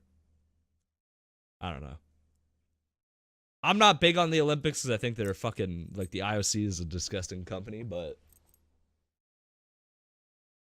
I could see Fair. sports on there. Yeah, they're gross, dude. Fuck, bankrupt countries, and then just like do it again in 2 years. See you later. Mhm. Depp Nation coming in says, "Kiss Me Through the Phone" by Soulja Boy was fly as fuck. Oh shit! So I didn't know that you was guys are on on the same wavelength there. Hell yeah! Pretty easy. Depp Nation and Bryce have proved me wrong, but listen, point still stands. You should be selling fucking ROMs on your shitty fucking internet store, Soulja Boy. And then tweeting out. Oh, nobody's coming for me. Nintendo ain't gonna do shit. That tweet was like, Nintendo ain't gonna do shit. Like, all right, man. I think they are. I think Project M would like to talk to you guys. Yeah. Anyway, Croshan coming in says, if esports sees a cultural insurance that makes it mainstream, I see it becoming no different than regular sports. Drug testing will become the norm, with players being screened for things like Adderall being taken illegally, or the same with Valium or Xanax for more jumpy players. There would probably be a whole new underground market for compounds similar to Strattera or Intuitive, non-stimulant medications used to treat ADHD that could boost mental clarity and concentration. Team psychologists could be the norm as well, considering how much online team play is about psyching out the opposing team. That and so many young people these days need safe spaces to deal with stresses and other things, but that ain't none of my business. Yeah. I'm on the mind that I think it's gonna become a lot more professional TM, like more like traditional sports going forward. But he's throwing out drug names that I've never heard. I'm like, oh shit. Mhm. Because I didn't think like when I think like performance enhancing drugs, I'm like, there isn't really like a physical esport, you know what I mean? Where I'm like, I gotta have like that extra testosterone in my body to like have faster recovery times and bone density and all that other shit. Like, you can press the buttons, you fucking good to go. I don't know. Get you some gloves or something to keep the strain off your fingers. I don't think there was much drugs outside of Adderall that would really help out. I could see like Valium and Xanax is calming, so if you take Valium, as he says, for the more jumpy players, they can think clear. They can stay more focused. Adderall as well can keep them pretty focused, keep them training in ways that they wouldn't otherwise. But Yeah. It's super easy to abuse the shit out of Adderall and Xanax, though. Like, Yeah. how do you control that? Well, then also, like, drug testing. Well, I guess, yeah, the drug testing, right? Yeah. but then it's like, what if you have ADHD? Or a similar disorder that requires you to take this medication and you're just like fucked, like you just can't compete. I mean, Or do you- honestly, there comes a certain point with some of that where it's like, look, if you've got a gimp leg, you're not getting in the Olympics. If Yeah. you have to take this drug to be able to compete, then you probably can't compete. And some people will say, well, that's not fair. Well, competition is often not about the average, it's about the elite. You can't become a pilot without 20/20 vision, even if you could potentially have really great, skills as a pilot. I don't think you can even wear glasses as a pilot. No, I think You can't become an astronaut without like 20/20 vision. You don't get dizzy in the things. There's many careers where many factors that play into what you can do are completely outside, like sometimes somewhat based on birth. So at the same time, it's like, yeah, you have ADHD, you're gonna fail the drug test. What do? They can't loosen up those rules for them to play. That just means you probably can't compete in those places. play. Be interesting to see And I going don't- forward. Whatever the league adopts at first, I think is gonna have to deal with the brunt of that bullshit, right? Of like who's eligible, who's not, how's that's all gonna work. And there'll be uproar. Like, there'll be definite uproar. But like, what do you do if you can't or there could be it. I mean, we all associate immediately Adderall with ADHD, but could there be other medications that could work for the athlete? Like, I'm sure there's other athletic problems that people have, like in the actual sports world, that they know that you can take these pills for like pain for an injury or something without like setting off a drug test, right? Yeah. There's many times like the need to take steroids. Like, part of the reason there's a whole underground market for the steroids is they have to produce the steroids for like different recovery things. I can't remember what it was I was taking, but like after my surgery, I was taking Valium actually. Surgery 2 years ago before the podcast. I was taking Valium, right? So there is certain needs to take things like steroids for many medications as well. So there's either ways around it, or you're just unfortunate and you can't compete. Yeah.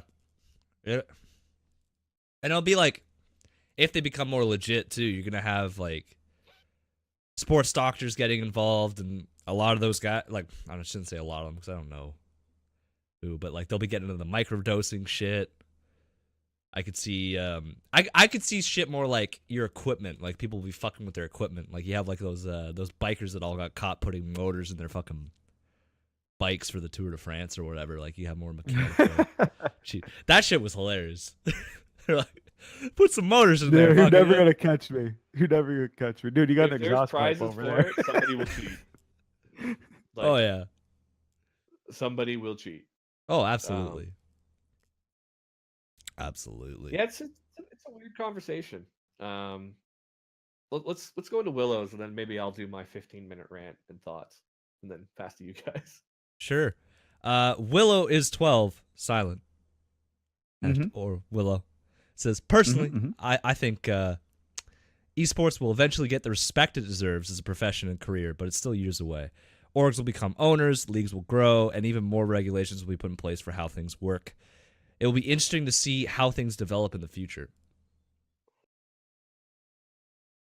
And I think that's, So I mean, yeah. I think it's going to take a lot longer than it would with most sports because every time a new game's released, essentially, right, you can make a new esport off that. Like if Hi-Rez comes out with a new game tomorrow, you know there's going to be esports for it eventually. So how do you regulate that, right? Like, that's where I was going to start to share some of my thoughts. yeah, It was go basically for it, down man. that same path. I remember having this conversation with somebody even years ago. Like, what do you do with the changing game market? You know, like, do you either A, play a game for years and years after it's, you know, like the game 2 came out? Like, how long did they play StarCraft in Korea for, right? Then they played StarCraft 2, but they still play some StarCraft. And it's like how does that transition when you have so many games? Do you just play like segmented games or like sorry, not segmented, or yeah, segmental or whatever? Where it's like, okay, you have FGC is an interesting one that way, where it's like, oh, you've got Mortal Kombat and you've got Street Fighter and various like that. And you have guys that have been in pros throughout the various Street Fighters in the series. Okay, that one can continue. But what do you do for games like Smite? What do you do for games like League of Legends? League of Legends, while it's still going, how long till it pulls a World of Warcraft? People can talk about, okay, well, it's gone for 15 years, it's going to go strong. The thing you have to remember about sports, like physical sports and these leagues that have developed. I mean, when you see reports of like what people did in baseball when it like first started developing the league 100 years ago, right? Like guys were paid like next to nothing. Drugs were rampant. There was all these other problems. They had to come up with all this shit. Like they said that like you made more money working at like McDonald's than you did being a professional baseball player when baseball started, right? Before it became like this massive league. But these were again like literally 100 or 80 years ago.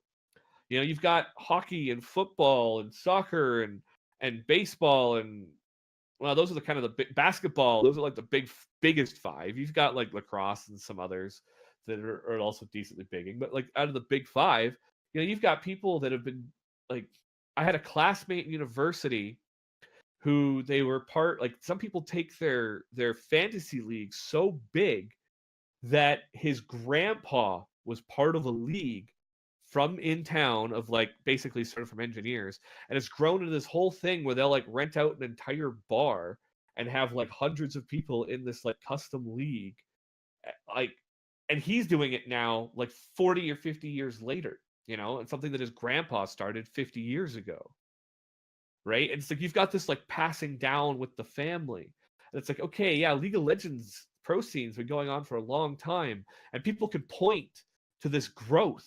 Oh wow, look at the way League of Legends has grown.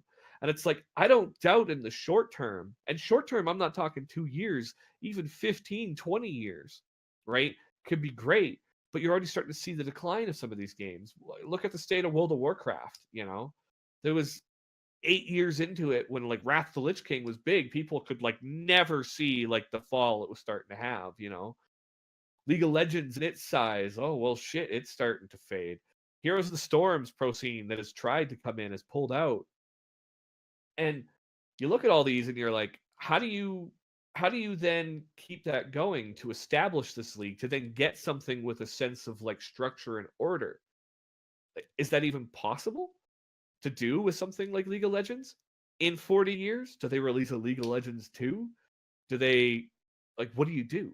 Yes, you can have games that are shooters. You can have the next Halos. You can have the series. And maybe you could build a scene around a series. But then everybody wants to be an esport, right? Yeah. Unlike with sports, you don't see a ton of people making a new sport. Or if they do, maybe there's a ton of people doing it. You don't see it getting much of its own pro league and really kind of growing. It can maybe have some small leagues and some small time stuff, but it'll never We're grow. about to get the XFL. I'm not even sure what the XFL is. Football. It's a football league that Vince McMahon created. It was around probably 15 years ago now, and it's coming back. Oh yeah. It was cool because the back in the day, like players used to have instead of their real name, like one of the most well-known dudes was named He Hate Me.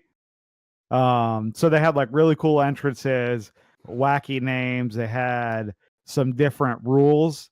Like one rule in football is when you go in motion before the ball snap, you can only go like left and right, really. These motherfuckers could get like a 20-yard sprint and fucking so when the ball snapped, they're just gone, full fucking speed already. So I don't know if they're gonna have shit like that now, but we'll see how it does. Not a new Right. sport, but newly different But you shit. know what I mean, though. Like, how do you establish these? Like, part of what's made I'd say the big five. I'm probably missing one. There's probably somebody upset at their sport that I missed. Dude, right? you didn't talk about the But- PGA. What the fuck? Oh yeah, golf's got a What- big what- whatever. But What's wrong with that? What's wrong with just accepting that esports are going to be fluid and move on every X I don't amount of years? an issue that it's going to be. I think that that's basically the nature of esports, which Mhm. unfortunately makes me think that we're going to have, like look at how many orgs have pulled in and out of Smite. Look how much, players not getting paid.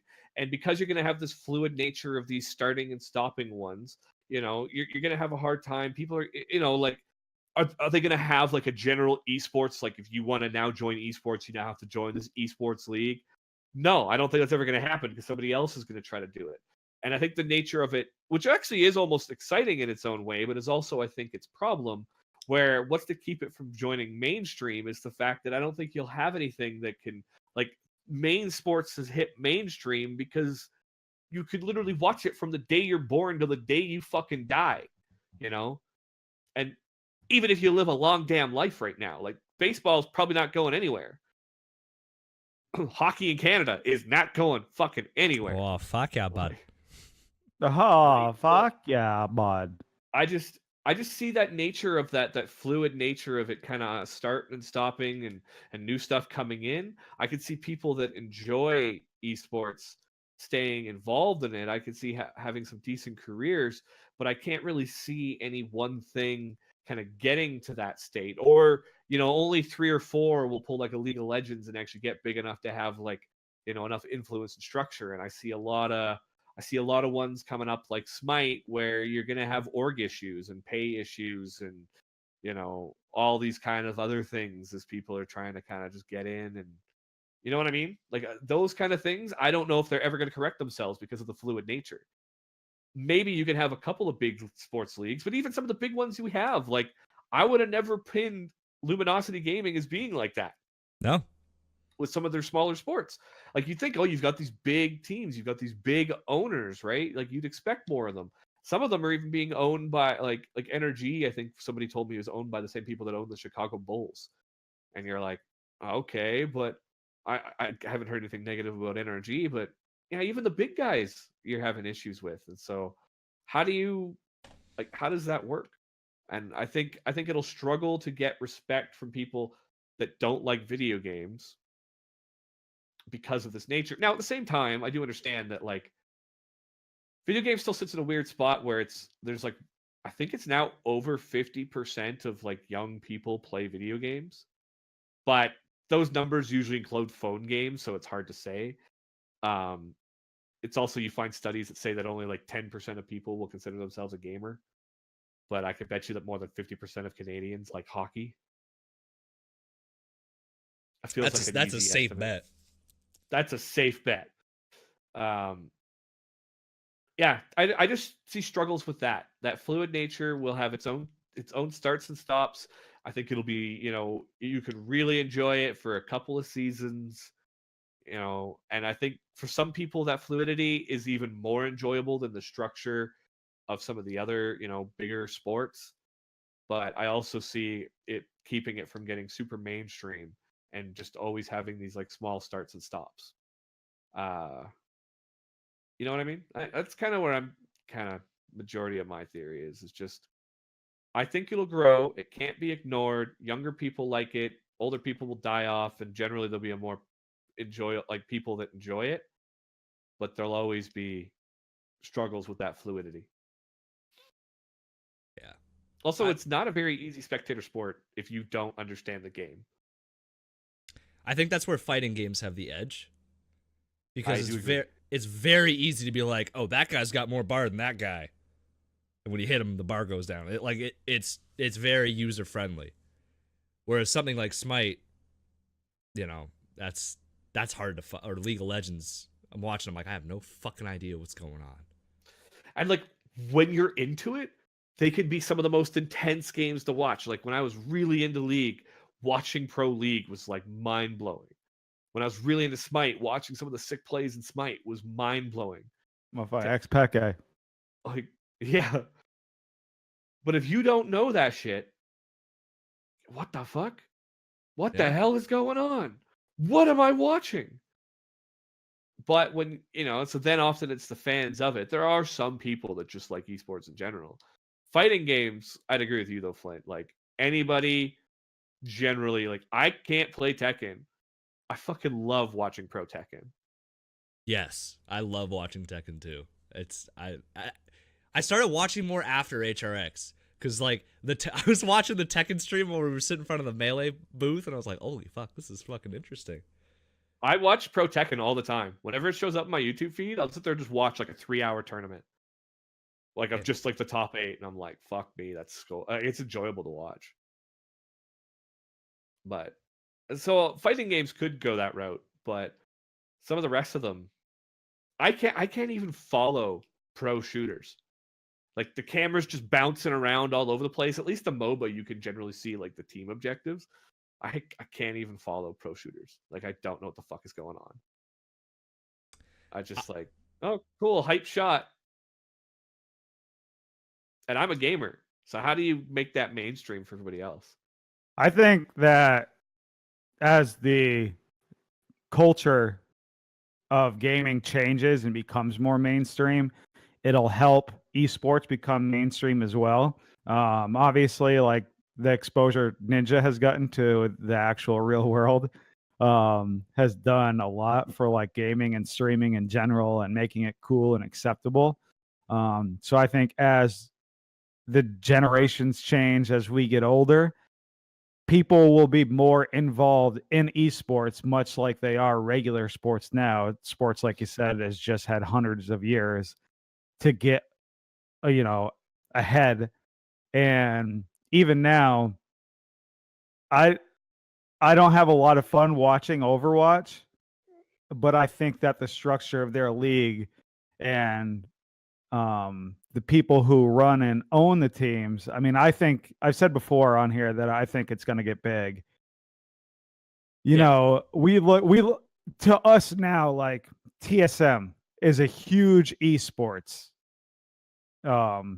organization, but Reggie was just a fucking kid, just a League of Legends player who decided to start his own thing. I mean, he played for the team he owned, and now he's like an owner. But anybody who watches esports knows who TSM is.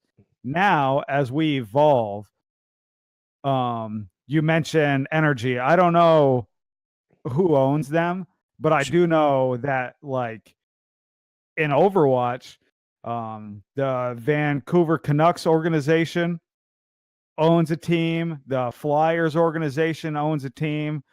The Patriots owner owns a team. So while we think TSM is big and like, holy shit, we have legit like billionaire organizations. That NetEase shit that was like, yo, Bungie, here's some money. Just take it and do some shit. They own a team in Overwatch. So if trends continue like this and we get organizations with that type of money and we continue to have tournaments. I mean, Overwatch's World Championship this year was in the Barclays Center. League of Legends, like season 2 was the Staples Center. Now they're filling fucking outdoor football stadiums and shit like that. So while we will have turnover, I think many esports fans and just like us, video gamers in general, as one video game dies, we evolve ourselves and go play another fucking video game. And that's the way it's going to be. I think,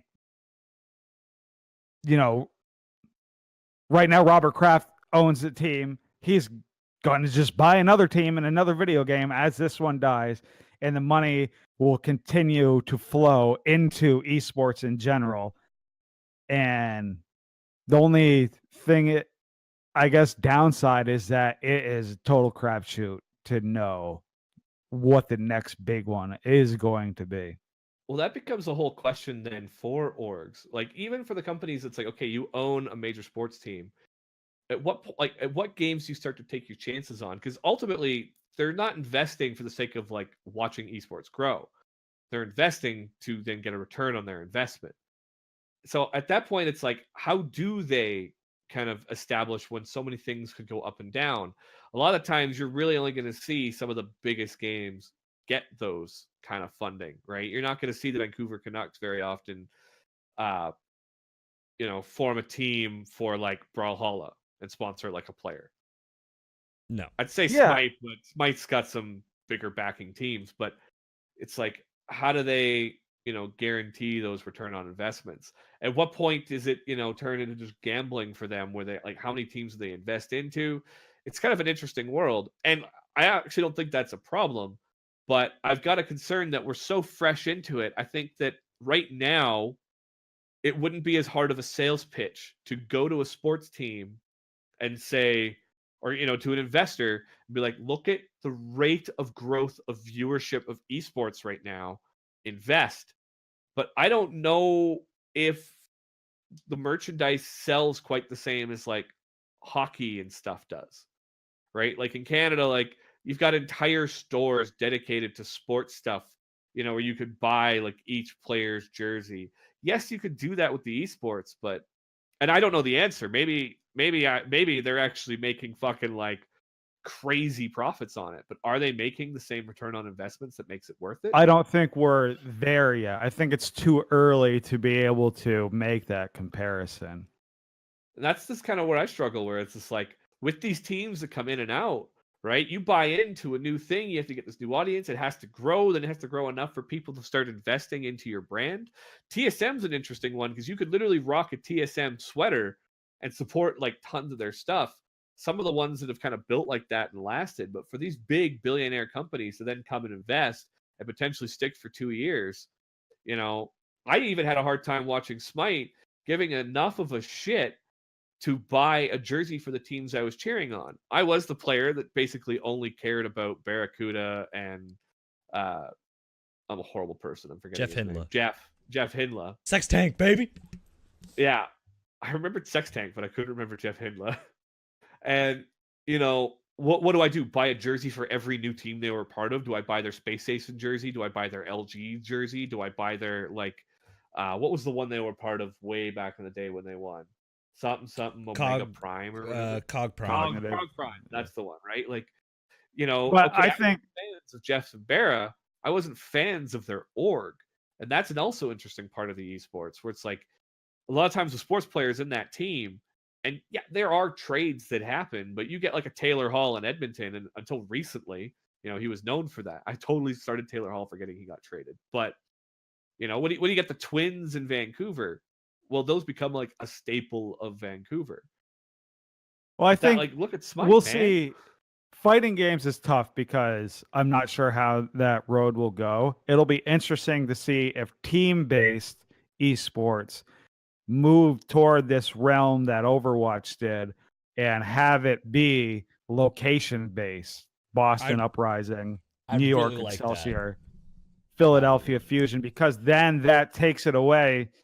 So if fucking the Hamilton fucking Bobcats are a new esports team, now Flank is a fucking Hamilton Bobcats fan because he grew up in the area. He's fucking now his kids are going to be fucking Hamilton Bobcats fucking fans, and you grow up and like that's the way sports are. You grow up a sports fan a lot of the times based on where you happen to be fucking born. And if esports takes that route, that could potentially do the same. And everybody has their favorite team. I was fucking growing up, Ken Griffey Jr. for fucking life. Now I'm a Red Sox fan.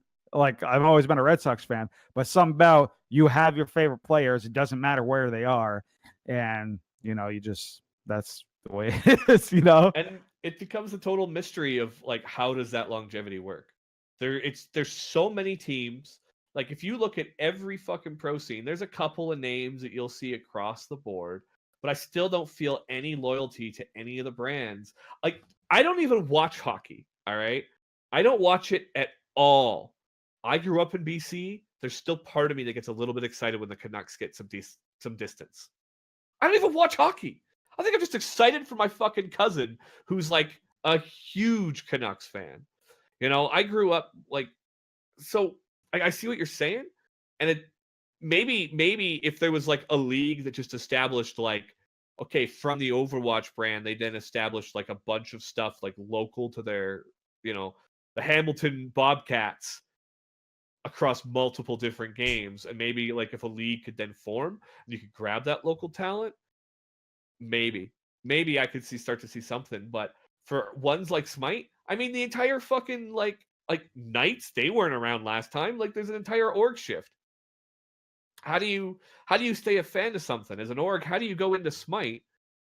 I mean, I know League of Legends has changed too. Like every season there's all new orgs or teams that are already in will like change contracts and change orgs, and you're like, that becomes a struggle. Or is it secretly a marketing genius and now you're just buying more shit? Like I guess as the Canucks, some guys will buy their one jersey, of the player that they really liked and fucking put it in a frame. And maybe it's like, maybe esports becomes like microtransactions of junk to buy. I feel like going forward eventually for like whatever esports become like the big ones, you know what I mean? Like Overwatch, I don't find Overwatch particularly fun to watch, but it is one of the big ones. You have to kind of give it its due. I love how they've set their league up with cities and partnered with orgs. Like Vancouver is partnered with the Canucks, but then also Luminosity, right? So you get your esports experience plus the fucking cash cow that is the Vancouver Canucks, right? But it gives them a home base, and then it separates them from the players, which I think is eventually what's going to happen. From a They business, really do. They have to separate themselves from the players. From a business standpoint, they have to, because otherwise you're never going to be able to sell jerseys. Like I've never wanted to buy. I think the only jerseys I was interested in buying for Smite were when they did that fucking like fun tournament thing where they picked 4 captains. It was like their all-star game or whatever. And they had like the Titans and the fucking Siege minions or whatever. I was interested in those jerseys because those were actual teams. And I feel like going forward, like even if they don't do it in cities, they could be like, all right, Pittsburgh Knights, you're coming into the league for the first time for Smite. You're gonna be the team behind the fucking the Titans, whatever. So we'll put your fucking logo on the jersey and whatever, but this is the parent fucking team. And then that way you could actually maintain a fan base and have some kind of brand loyalty, because there's no way that, like, I'm not going to buy a Splice jersey because I don't know if Splice is going to be in next year or the year after that. Didn't Splice just win too? Yeah, they just won, right? But that's what I'm saying. Like, I'm not gonna buy that kind of stuff if I'm just not that kind of person. Some people are. I don't know. I've never heard the opinion of like why you would buy, unless you're like hardcore fucking Sex Tank fan, and then it's like, okay, well, maybe that's understandable, I guess. Yeah. I don't know. Anyway, I got company upstairs waiting for me to finish, so we should probably. All right. Well, we'll wrap it But up. also, Flint, I need you, okay, Okay. to hop up out your bed, turn your swag on, look in the mirror, and say what's up. What the? You should throw some Soldier another Boy soldier- shit. just another Soulja Boy Oh, song my there for fucking you. God. Popped in my head. Listen, man, the point stands that he's a fucking one-hit wonder, basically, selling goddamn ROMs on his website and shitty fucking knockoff smart gear, and Nintendo's coming for that ass, Soldier Boy. That's all I have to say about that, all right? All right. I'm just throwing it out there. Fuck. PJ Salt. PJ Salt. I didn't think he had any of their songs. I should have looked it up. Should have done the research. But this is what I was saying. I said this last week. I say dumb shit, and then I get corrected later, and I can PJ Salt about it the next week. It's great. It's a good like system. talking about a UFC fight and having all of the details incorrect. Yes, absolutely. I got the fighters right. I just got the fucking the time I got wrong. The fighters right, he says. Fuck you, dude. I don't know why I thought Gustafsson knocked him out in 40 seconds. Or fucking Jones knocked Gustafsson out. Jesus Christ. It was a TKO. I know. All right. Wait, was it a Anyway. submission? Was Bryce, do you know? Because I just said it's What? TKO. I'm going to get fucking Big Dick Rick's going to come in and ruin me. I don't know. I didn't watch Fuck! it. I didn't watch that. I'm Big looking Dick it up Rick. right now. Fact No, check it. no, I'm not Fact ending check until I know. I'm not. All right. I'm not well, gonna- I should stop being a terrible host. All right. And I'm gonna sign out. Flint, finish the sign off, and I'll see whatever shit you guys say without my supervision at the end of when I edit. It was a TKO. We good. All right. Perfect. Come on. I want to say sick cunt after Brian leaves. So You just said it there. I'm He said it. He's editing this week. What are you doing? Oh shit! All right. Shit. All right. Bye. Goodbye. Oh, fuck you! You hung up. God damn it! The video episode. No. Oh. Fuck He me. he could have just got up and walked away. Oh my god. Well, I'll have to switch overlays Well- halfway through. Whatever. It is what it is. Anyway. You got a community challenge this week, Bryce. Got one cooked up. Oh shit. You know what? We're going to continue this discussion, Whammies. If we went to a city-based or fucking team-based kind of system in esports, you know, like each league had their own teams, then orgs could sponsor those teams, would you buy more shit? Would you buy more merch than you would now? Because I'm assuming you guys don't buy merch now. Like, of like a fucking Luminosity. I'm curious. It's Let's- just hard. It's just hard to. Oh, I have to fucking ramble about it more next week. It's hard. You have to think like down the road. You can't right now answer. You know what I mean? Yeah. I feel Because you. right now, I'll probably like Rival again this year. But liking Rival this year is not liking Rival like it was last year. But Yeah. if it's the fucking Boston Rival, Maybe. then I'll yeah. Because then you But just be like, obviously, ooh. my mindset is gonna have to change. Yeah. But at least you have a fucking entity to stand behind. It's like, oh shit, Alpha Jackal's not a coach this year. That sucks, dick. Let's see how our boys do this. Oh, we got a whole bunch of new lads in. It's not the same team as last year, but it's still the Boston Rival or whatever. I think that would Yeah. be smarter. Right? I'm Yeah. surprised more leagues aren't doing that shit. They get way more money. And that kind of bridges the gap because then traditional sports are like, oh yeah, 100%. You guys got the Vancouver whatever. It's like, yeah, we know what's up. I don't know.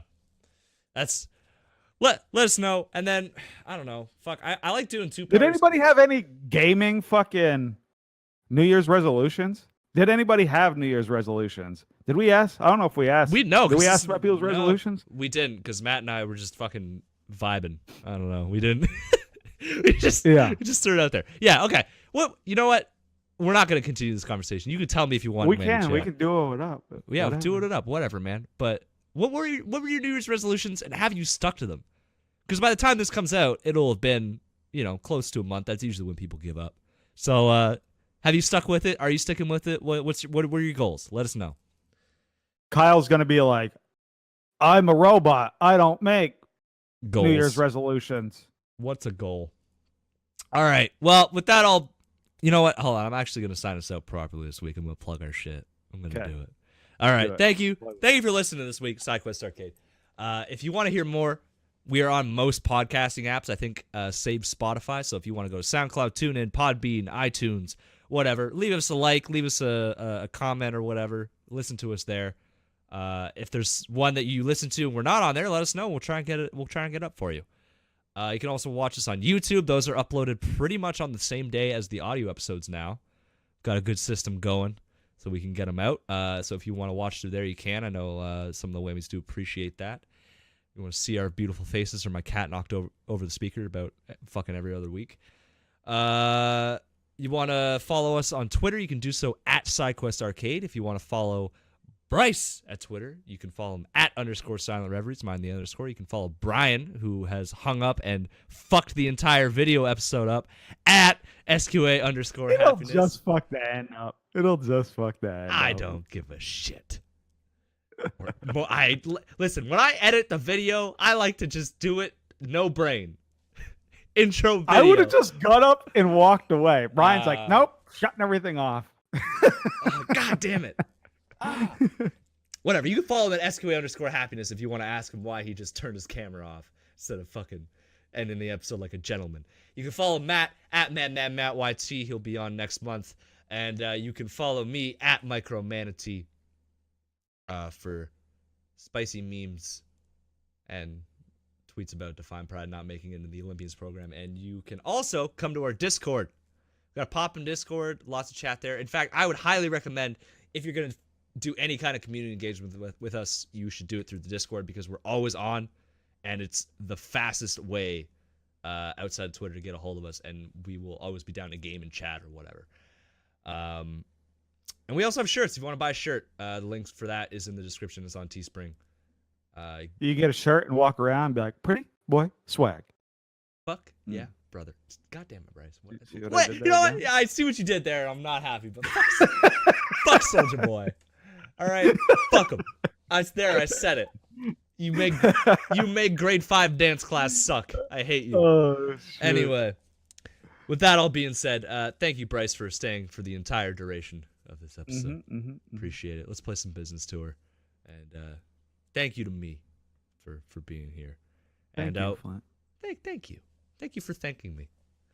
Appreciate it. We'll see you guys next week for the next episode of SideQuest Arcade. I hope you enjoyed this one. Goodbye. Bye-bye. Boom.